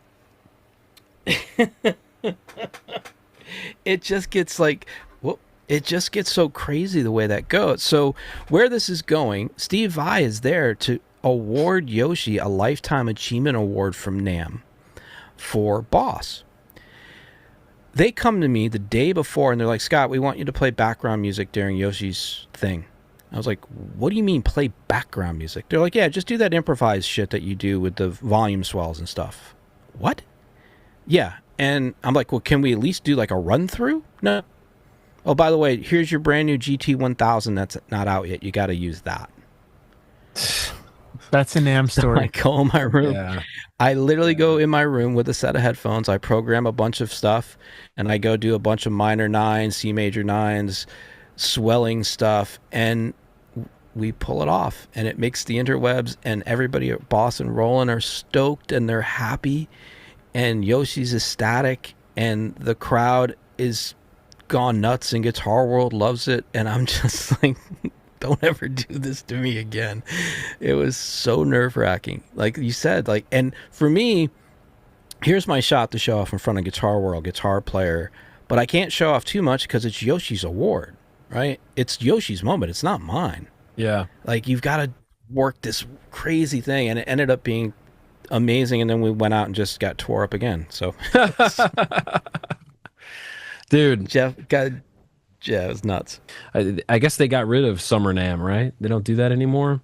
They do it in Anaheim. Dude, yeah, Summer NAMM. The craziest thing is, dude, remember when who's the dude who worked at Dean that in Summer NAMM when we were in Nashville, the one guy that, like, he was also Joe Coetzee's boss. He worked Vinny. Vinny. Yeah. Okay, so Vinny. Yeah. Dude, the funniest thing is Me, Drew Creel, and you were standing in the same vicinity with you holding that Dean guitar at that summer NAMM. I was talking to him with my Strandberg, and you came over to show me the Dean with that dude Vinny. So you, Oh, that's so funny. how crazy is that, dude? Dude, I got in so much trouble. I remember. So Dean and Boss, not Dean and Boss and Gibson had a thing going at the moment. And I wouldn't partake because I was a Dean. I forgot what they called me. I wasn't an artist. I was a ambassador or something, whatever. And I had my Les Paul Dean. And I took a picture in front of the Gibson logo booth holding my Dean. And it got posted. I didn't post it. My buddy posted it because he thought it was funny. And my buddy had like 500 friends, so he didn't really think anything. Well, it got picked up and it went everywhere. And I got in so much trouble. I remember that, dude. But Dean loved it. But yeah, a lot of my other companies I worked for were not super happy with me on that one. I thought it was funny. That was the first year Ignezi took over there, right? Wasn't that the first year Ignezi took over and like was doing? Well, now they've sued everyone to oblivion. Yeah, right. They've sued everyone who makes a copy guitar. They've just gone nuts on that. That picture, by the way, got used in one of the lawsuits. That picture of me standing in front of the thing, it got used in one of the lawsuits. So yeah. What a baller. You remember that too, because Vinny was with me. Yeah. And I took Vinny over to the Roland booth and the Roland Boss thing, and everybody was cool. And then that photo happened, and then I just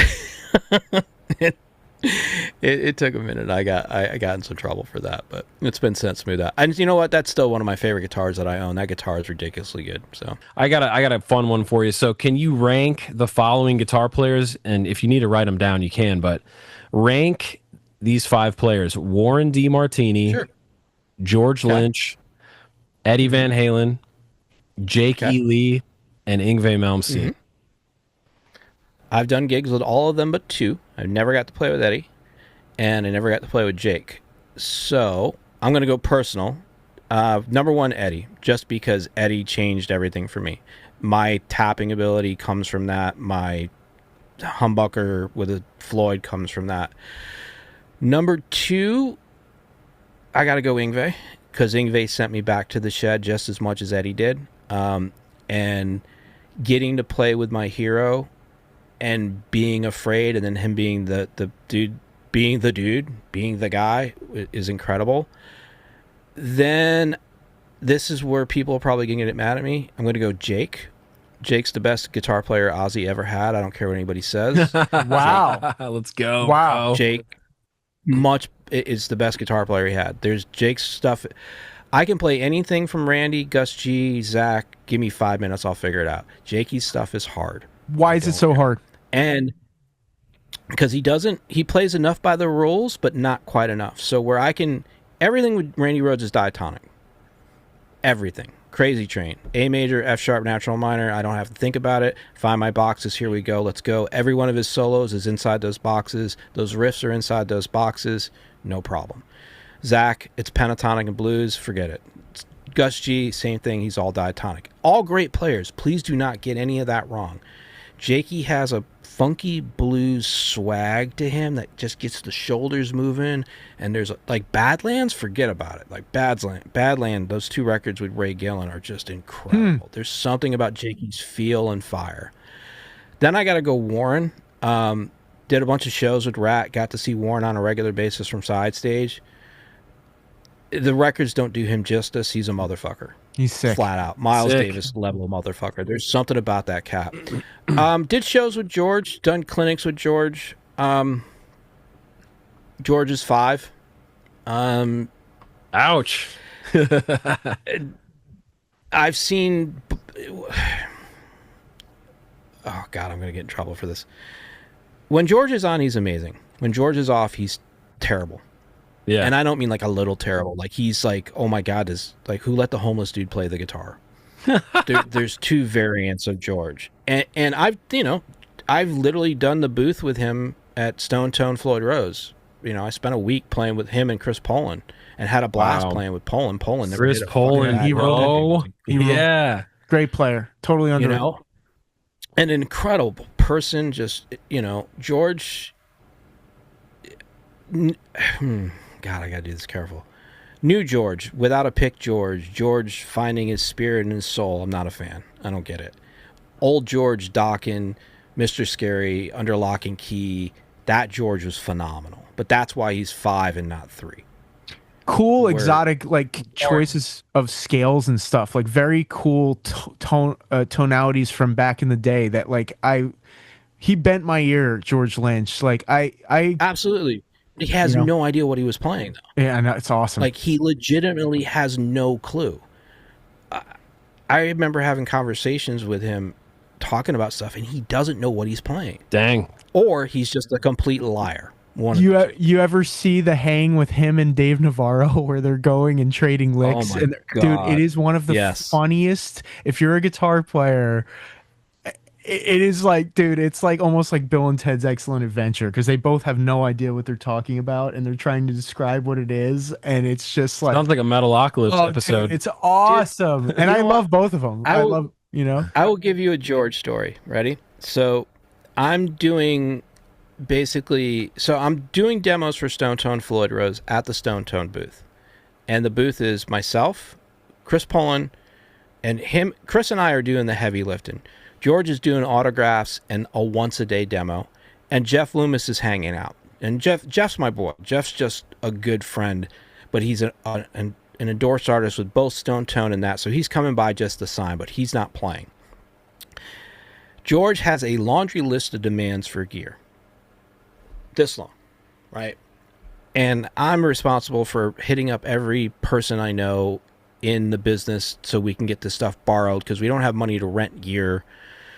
And Poland brought in his Megadeth rig for the show. Mm-hmm. So if you look, there's a picture of me. I'm playing in front of it. He's got a Bradshaw rack full of gear and 2 cabinets. I remember. And 4 heads. Wow. Right. And George he wants a Fuchs and this and that and blah, blah, blah, blah, blah, blah, blah, blah, blah, blah. So we get everything, right? So we go through the first day of sound check. Poland's got his stuff. I'm playing through a Katana 212, Boss Katana 212. Nothing. I don't need anything. I sound exactly the same. I've learned my lesson. I dial in my tone. I go first because I'm the lowest ranked player. I do my sound check. Everybody's like, oh, that sounds good. Okay, cool. Poland does his thing. So of course it sounds good. I mean, he's got $1 million behind him or whatever.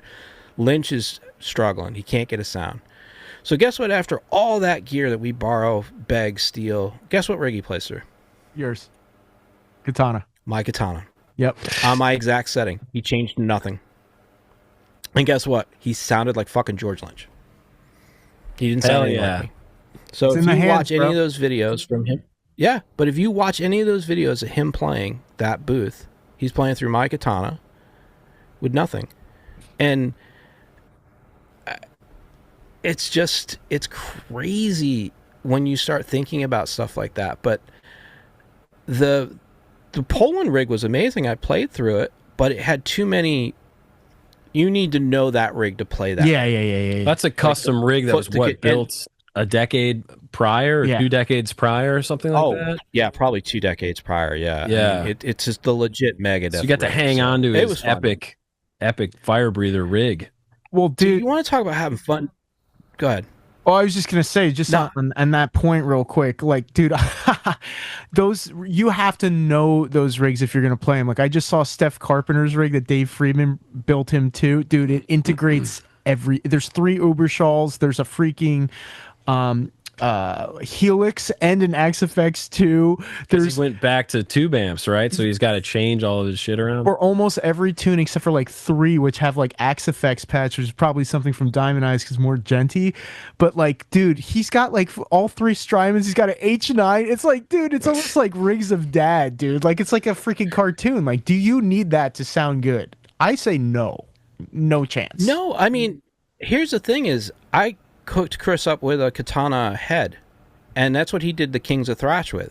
That whole Kings of Thrash tour is a Katana head. He didn't use anything else. Those amps, the digital, those like digital to solid state setups are incredible, man. Yeah, I play through my Positive Grid Spark like 99% of the time when I'm teaching lessons or when I'm just like practicing, working on stuff. So, yeah, I'm literally sitting in a room with more gear than a Guitar Center, and I mostly play my Breed Love acoustic. It's so stupid, but it's just because you're in it so much. You know what I mean? Okay, so hopefully I don't get crucified for the George Lynch story, but we'll see. No, you're good, bro. You're good, man. I mean, everybody's got their favorites, and the fact that you went out and played stuff with him is a really, I mean, a lot of people don't have that perspective, but the fact that you're able to talk about it and share it here on the show is like huge added value for me and for everybody listening. So thank you, man. Can we just do one? Can you dude, if you ever... I want to hear about the guitar camp too, like because you were with all. Oh yeah, Guitarmageddon. No. Because you did this camp with like Tim Henson, John Petrucci's Guitar Universe. Yeah, dude, you got to talk about that. So I got invited out to help. Boss was going to do the Eddie Van Halen delay. Oh god, I should know this. The SCE 3000 Eddie Van Halen edition. Okay. Their Boss is one of the sponsors of the camp. So since it was in my backyard, Aaron's like, "Hey, come up. You'll do the demo of the 3000 and you get to hang out at the camp." I was like, "Yeah, this is awesome." Well, I get up there and I get bumped because Zach Wilde is coming in town and he can only do one spot, and that's my spot.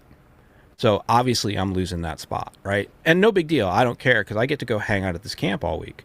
And I give John the delay, and we walk John. I get to hang out with John Petrucci and teach him how to use a delay. How bad is that? There's no downside to that gig.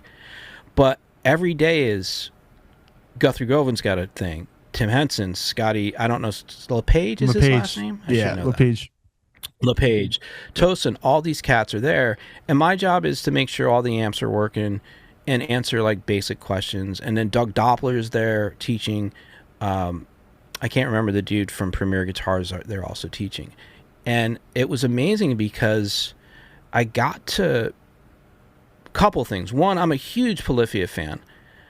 But seeing Tim and listen to Tim talk and see how much he's into his craft, he's a legit guy. I know everybody thinks he's an edgelord and because of the tattoos and his effeminate look and all that bullshit, but homie, first of all, he can play. Also, he's an engineer and a half. Like, he opened up an Ableton session to teach kids like stuff. That's really cool. And he knows exactly what he's doing. And he played me, I'm gonna say it, I don't care if I get in trouble, who cares. He played me the unedited version of Ego Death that has the full 8-minute Steve Vai solo on it. Sick. And it's incredible. And he has to release that sometime. Like, Steve's given him permission. Like, he chopped Steve's solo way up. There's like 8 minutes of Steve playing on that. And he opened up the session and showed it to a handful of us. It wasn't like, God, I'm going to get killed for this. It wasn't like for a public thing, but it was so amazing. But going and sitting in there and seeing, Guthrie do a clinic and how Guthrie's approach was, and getting to sit and talk to Tosin and help me. Like, I was having problem with thump. Like, I couldn't understand. Like, I can play funk bass. Why can't I thump? And he simply said, "Man, you got to change the way your thumb is." And that's all it took. Like, the amazing thing is I came away and I said to Christian, I talked to him not that long after. It's like, man, I know I have a seat at this table. I know I'm okay here. And I've earned my spot, and I felt really good. And it was so eye-opening because of the...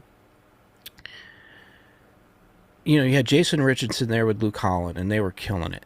Like, everybody had their own thing, and it felt very alive. But talking to the other, I hate the word campers, but talking to the other campers and talking with John and watching how stuff went, it's like, okay, this is my takeaway for me personally was me being a teacher is where I'm supposed to be. I understand that this is really my gig, and I have something to offer this. And I got to go to dinner with Polini and talk to Polini, and I was asking him a question, and he was like, "Dude, I've seen you play. You're a way better player than I am. You're just doing this wrong." And it's like, oh my God, it's just those little simple things that make, 10 years of riding in a van and eating shit feel pretty good. Because you're a true artist, and you, dude, respect from your peers goes more than anything for you, because you really care about the craft. And I think that's like 100% blatantly obvious. And like, what wasn't Plenty, or one of those guys was the one that was saying like, you're tapping or something, you're like, they were like blown away by one of your techniques, right? Weren't you saying like something that they're just like, I can't do this? Like, yeah, it was a combination of plenty, and actually Tim gave me a really nice compliment, because I guess, you know, like you said, nobody knows who the hell I am, and they're kind of like, why is this dude here with a red badge? Like, why is he here with that? And once he figured out I was doing stuff with Boss, he looked some stuff up, and he's like, Jesus, man, your right hand, especially because I do a lot of 6-finger stuff when I tap, and I don't tap this way, I tap this way. And he was like, you know, can we talk about that kind of stuff? So it was cool, man. It was, you know, it felt good to be accepted by those cats and really have validation is such a terrible word to use in this, but you know, no, there is something about having that. Well, yeah, I think, I know, man. I think a lot of like those guys, like, you know, like Tosin and Misha Mansour and John Petrucci and all the guys you mentioned, Tim Henson, I think a lot of it is just timing and packaging. Some people are so good at packaging what it is that they do and making it so that the average listener can like understand it, you know, and other people. So that's a part of it. I think timing is like the biggest factor. Like whatever style of guitar that you play or whatever style of music that you're into, it just might not be hitting at the time that the general public is ready for it to happen. Like when the Gent guys rolled out their thing, like I was doing something very similar. They were just on the front end of that timeline. And so, yeah, you know, and I briefly after joined a band that was doing pretty well, that was doing the Gent thing. They just happened to want to break up, you know, like a year after I had been touring with them, you know, so it's like implosion. A lot of it is just timing, man. And just like, but you have a story to tell, man, and your story is unique.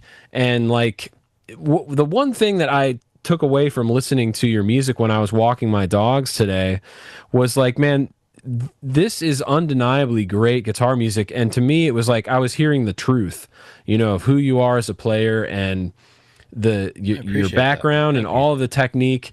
And it came together in this very beautiful musical presentation and great listening music. Like I wanted to like get on a motorcycle and go for a ride or jump in a car, and like it's great driving music. But those are just a few thoughts that I have around what you were talking about, you know, with your experience teaching with these other guys that have, I guess you could say, bigger guitar careers or whatever, however we want to, you know, talk about it. They have more money than me. They win. Sure. Yeah. You know, but that's the standard I don't of the say world, that, you know? I don't say that. Yeah. And I don't say that in a bad way. Like you said, timing is everything. We showcased for Sony when I was in Kid Havoc. It wasn't Sony. They were still CBS. And we had a lot of hype around us at that point. And I remember this. We sold the place out. It was a Friday night at the Button South, man. We're banging. After the gig, we go to manager, we go to meet with the Sony dude. This 5-minute conversation went just like this. Dude, you're a great guitar player. You really are. But that shit's 5 years ago and your singer's fat. And he left. Yeah. And I was like, yeah. First of all, singer wasn't fat, let's be clear. But like, it was so harsh and so quick and so like matter of fact that they didn't. And that was the end of it. And if I had to change one thing, I put off doing that first instrumental record forever. I really should have done it in around 96 when I intended to. Oh, yeah. I think the trajectory would have been different. But I think I wouldn't have been able to do the reunion tour. I wouldn't have been able to do all those cool shows. You know, I got to play amphitheaters with Poison and Rat and Veins and Jenna and Dokken and Skid Row and all these bands that, let's be honest, my instrumental music was never going to put me in those spots, you know? Yeah. And whether that, you know, we're a daylight band playing to 3,000 people instead of 30,000, it's still cool. You know it is. I mean? It is still cool. It doesn't matter. What you do is badass, man. And please, I love this. Make more than one record, man. Like you talked about, there might be one more record in me. I think there's a lot more records that you could make, man. So please make some more tunes, bro. The thing for me is I want them to be complete. Like you said, like Technicolor Monochrome had a whole. There's references to Childhood Street I grew up on. There's references to my dad's restaurant. There's references to my hometown. Irish Exit is the same thing. There's references to Alan Holsworth. A Clean Bar of Soap. That title came from Robert Keeley because he always said I was one of the few guys at NAMM that smelled good. He said I always smelled like a clean bar of soap because I would take a shower. Don't I was underrate it. about what that name was. Like, yeah, that needs to happen. Like man, you're telling stories, man, bro. And that's so cool, man. That that's a piece of Americana, man. Like someone's, but parents owning a restaurant. That's so sick. Yeah, like these are. So like the next record's already written, and it's not already written. It's called the third record is going to be called St. Mark's Place because my old stage name was Scott Marks, and I used to live on St. Mark's, and so the songs are done. Like we were going to record a bunch of stuff this year, and Dan moved his studio, moved out of where he was living, moved to a new place, started his fitness business, and I just don't want to do this with somebody else. And it's not that I couldn't do it with somebody else. I just have such a working relationship with him that I trust him so undoubtedly. Like I have, and Christian's going to love this because I have kind of a Chromosome style song. Oh yeah, that's going to fit the bill that I've kind of nicked. Dude, that's sick. Are you put serious? My own twist on it. Wow. Yeah, like it's a really cool thing, and it starts with this whole tone atonal tapping sequence. You're going to love the next thing. What a head. I wanted to do a few things starting now because I don't know if I'm playing NAMM this year or not. I don't think I am. I kind of don't even know if I really want to play NAMM this year. So, because I want to get some other stuff focused. I'm trying to buy not another house, but a different house. I'm trying to do different stuff. And so when I finish this record, there's going to be a whole tie into some of that stuff. And like St. Mark's, that single that I put out with Killian, that's tied into that. If you're bored and you watch the video, there's a video I did that's a bunch of photo clips and different stuff of the eras of Union Jack and Scrooge, because I literally wrote that song in Paul's basement. And so like I want to do something that all of it's tied together, because how many instrumental records have been put out where it's just a dude just blowing chops over changes and the songs mean nothing, like Buried Under a Dead Tree, and some dude standing on the cover, holding that chord on the neck. I don't want to do that. I want to do something that's I still want to make songs that they're still songs. That's the biggest thing with my instrumentals. I want them to still be songs. Like if you took my lead instrumental part out, you could put vocals over them. I hope. We agree. I got that impression from your existing material. I was just like, man, shit's fun to listen to, and it's recorded well. And I agree, you should do the album with Daniel, and he'll do a bang up job, man. But it's just, we're like an old married couple in that, man. I just trust him. I just trust the dude. I know whatever I send him is going to come back. Like Irish Exit, I didn't even mix. Like Technicolor Monochrome, I had my hands in everything. Irish Exit, I was like, okay, we done? Cool, mix it, let me know. He sent me the first round of mixes. I changed maybe 2 stupid things, and I probably did that just for my own ego. I probably didn't even need to do that if you go back to it. Yeah, man. Well, dude, talk to us just quickly about what's coming up for the rest of the year for you, and then where people can follow you on social media and how people can get connected with you. The easiest part for following me is I use my real name for everything, and there's only 3 of me in the entire world. There's 3 Scott Gailors in the entire world. I Googled it. It's real. I thought somebody was kidding when they told me that, but it's very true. So everything is my own name, scottgailor.com, tonejunkiechronicles.com. All my social medias are just my name. I don't hide behind a fake picture or a fake name. So the views and opinion are mine and mine alone. If I say something good, I'm okay. If I say something bad, I'm going to get killed. Don't care. Teaching a ton this year. That's the goal. I'm trying to make as much money so that I can get what I'm calling my final house. You know what I mean? Like the house I'm going to retire in, so to speak. And I love the studio that I'm in right now. This studio is fantastic, but part of the reason I wanted to get a different house is I want a studio that's a tiny bit bigger. And I don't want to, like, everybody's like, oh, just add on to this house. I don't want to do that. I want to do something and kind of build behind that, because I still play, I get asked all the time, hey man, will you put a solo on this? Hey, will you put a solo on that? Like, this studio is perfect for that, but I would like something that's a little bit more fun. I'm going way deeper into YouTube now. I was doing stuff with Pedal Boards of Doom, but I stopped that about a week ago. No bad blood, no nothing, just different. I'm not chasing algorithms. I'm not chasing stuff. I'm going to put stuff up on YouTube, and if people love it, that's awesome. And if they don't, that's okay too. I'm not going to try to do, I'm not funny in the sense of I'm not going to do the music is win thing or the Rob Scallon thing. You know, I'm not Rick Beato. I'm not going to dissect, you know, seventh chords till they're down to nothing. Well, you're not going to, by ears. Yeah, I was going to say, you're not going to make 100 Universal Music Group videos that no one wants to watch. Exactly. Sorry. Sorry. Well, no, but like if like I had a great day talking about intervals with all my students, I'll probably, yeah, exactly. You're not wrong. I'll probably make intervals. God, I can't even say the word video.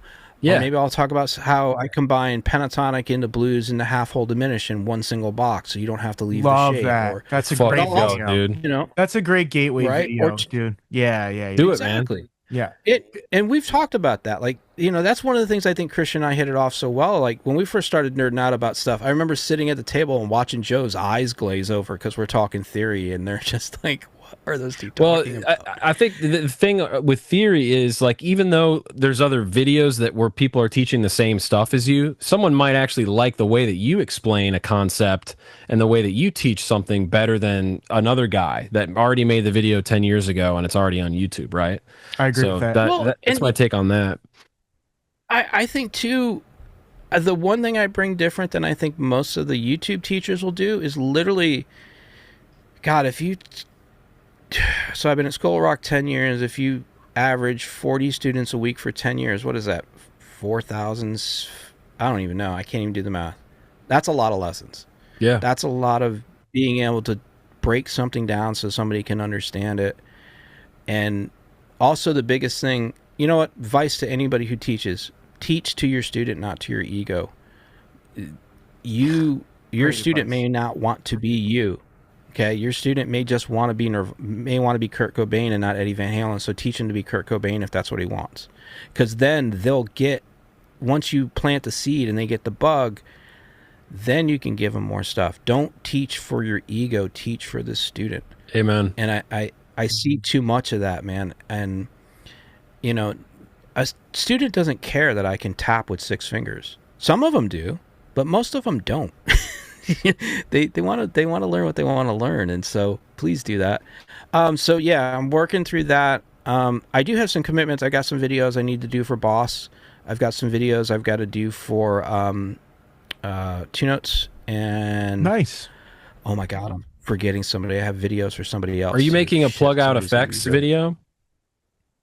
Yes. Cool. I see. Okay, I know you probably saw some of me fighting with people in there. I've been involved in the plug with that pedal since it was on a piece of paper drawing. And so it makes me mad when people get information wrong. I don't care that people don't like a pedal, you know, and Christian can back me up on this because I was part of the beta team when they were doing .9 pedals. I would argue people it all the time. You know, I have no problem if something's not good or bad, but those are opinions. But at least be factual. Like if you're going to talk about the PX1, tell the actual truth and facts of the pedal, not what you think it is. Yeah. That's what bugs me with this kind of stuff. And that's chasing the algorithm because it sells. Like John Cordy, great guitar player, but he made 9 videos on the fucking pedal, all saying different things because the algorithm decided, well, this day he should say this day he should say that. Why don't you just say what it does? And do you like it or not? And if you don't like it, okay. You know, yeah. It's going to be a hot take, but I'm not a fan of the Helix. I don't like it. Yeah, it doesn't do it for me. I know people love that damn thing. I love it. It doesn't do it for me. Exactly. Are you? And who's right or wrong? Neither one. It doesn't matter. Yeah, it doesn't, because like there's just so much great stuff out there for people to use. It doesn't matter. I like the way Eventide stuff sounds, but I don't really like I really like the H9 interface.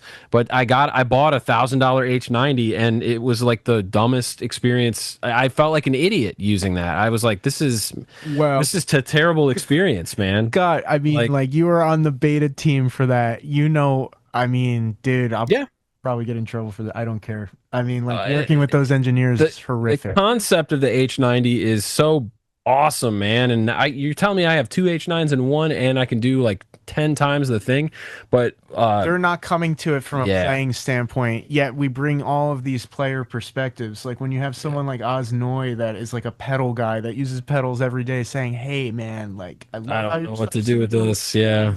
Can't use any of this live. I like one more thing about the plug out effects. That Boss form factor is iconic. Oh yeah, and the fact that you can have like 10 different Boss pedals in the plug out effects, I think is insane. I don't really like the fact that you have to pay like more, but that's where everything is at these days, you know. So the only thing though is you only have to pay more if you want to. You don't have to. Yeah, that's you can pick the ones you want. Like, don't you get 5 for free or 5? No, you get 16. Oh well, yeah. Well, most people don't need more. This is the thing with the internet that kills me. You get the pedal, right?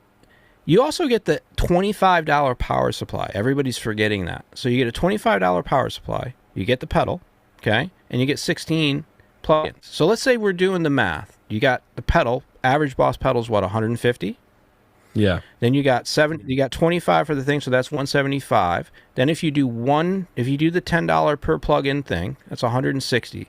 So you got a $400 pedal for $250, and you don't have to do anything else if you don't want to. Now, if you do, just like with the H9 Max, I could add an algorithm every time it comes around, but it's only $10. Right. Yeah. That's literally $10. They kind of cop the Eventide methodology on that one. That's interesting. I mean, the H9 is like the best thing they've ever done. Yeah, they so 100% took that. Yeah, right. It's just the problem was, it's the Batman theory. You know, you live long enough to become the villain. Boss has been the big dog for so long, and let's face it, without Boss, there's no JHS, there's no Keeley, there isn't many of the there's no Chase Bliss, there's none of these guys. And now, you know, they're finally on. They're going to catch some heat. Finally, I think it's their turn to catch heat. You know, but then now they came out with the XS1. They're basically their drop pedal, and now everybody's back in love with them again. So there you go. Very fickle little internet world. It's silly, man. People, Dude. It's But the negativity is what gets clicks, and so part of these guys might love Boss to death. But they're going after the clicks, and like I will tell you right. I don't mean to cut you off. It makes me so mad. I will tell you right now. Some of those dudes that were talking shit didn't get on the list to get the video for that time. I bet if they were on the list and they were going to get paid for the video, they would have sung a different song. Okay. Yeah. The one thing I will guarantee you on any video you see of me, you will see the truth. Period. You know what I love about Pete Thorne? Pete won't take a video. Okay, first of all, he'll get a pedal, doesn't matter who it's from, and he plays it. If he likes it, then he'll make a video and he'll negotiate the price. If he doesn't like it, he just won't play it and he sends it back. That's a great way to do it to me. It's a great way to do it. You can't buy that, man. And he's a great dude, man. What I feel right now and salt of the earth person. But yes. What I feel right now, what has made me mad with the internet on the YouTube end of things, is I feel too many people can be bought. Christian will tell you straight up, when I did the beta test and stuff, I pulled no punches. And if the shit was good, great. If it wasn't, it wasn't. And I do that with everybody. I do it with Chase Bliss. I do it with Boss. I do it with all the cats that I deal with. And I think that's why I'm still working, is I'm honest. I'm not mean about any of this stuff. It's just some of this stuff... To me, the Boss pedal is for the working cat who doesn't want to... Like, I have a vintage OD1, my favorite Boss pedal. Brand new, they're $400 or $500 if you can find one. I have it now for $200 on the floor, and if someone steals it, I go buy another one. To me, it's worth it. Yeah, you can replace the rare pedals. Well, Scott, I got to be honest with you, man. My bladder's about to explode. I'm so hungry, from sitting here and drinking all these freaking Waterloos and Liquid Deaths, but... Dude, it's been a real pleasure talking with you, and thank you for sharing your experience and your knowledge, and this has just been awesome, dude. Positive energy. If you're ever in Nashville, we'll get you on in person, and we'll do a whole hang. We'll get some shredding involved. If we're in Nashville, we're gonna go get we're gonna play guitar and go get hot chicken. So that's 100%, man. Those are whatever you want to do. And hot chicks, bro. And hot chicks, dude, which would be for me and my wife. But and my wife as well, who literally can hear me in the other room. So that's hot chicks and. But bro, I wish you the best with racking up, stacking some cash for the rest of the year for the new studio and the new house. Thanks for coming on Shred Sessions, man. I can't thank you enough. Yeah, dude, same. And if you guys ever need anything, let me know. If there's anything I can do to help push, promote, whatever, I'm all about it. We got to keep music in general, guitar playing in general, alive. And I don't care if it's the country guy, the shred guy, the blues guy, the blues lawyer guy, bring them all. Everybody welcome at the table. Go, everybody's got a seat. I love it. If it's got 6 strings and it's a piece of wood, bring it. I'm good. It can have 8 strings. 9, that's where I cross the line. No 9. 8. Okay. Fair enough, brother. Fair. Dude, I hope you get the recognition you deserve, but even if that never comes, just know that you've reached a level that not many people achieve. You know what I'm saying? Christian, I appreciate that, but I got to be honest, man. I feel after that Petrucci camp, I feel good. Like, good, it's man. Probably the best I felt in a long time. I told you that. I said I feel like I earned my place at the table. I'm okay. I'm good. But please go download a CD if you can. Yeah, buy some stuff. People can check out the website. Every single streaming site has all the music, and almost every record I played on is on a streaming site. I think somebody told me that. I don't know if that's true or not, but like I guess if you type my name into Spotify, everything I played comes up or something. I don't know. And the Scott Marks OnlyFans page. Well, it only stands, but yeah. Heck yeah, bro. Thank you so much, Scott. Have a good one, man. Thank you, man. Be good. Dude, bye.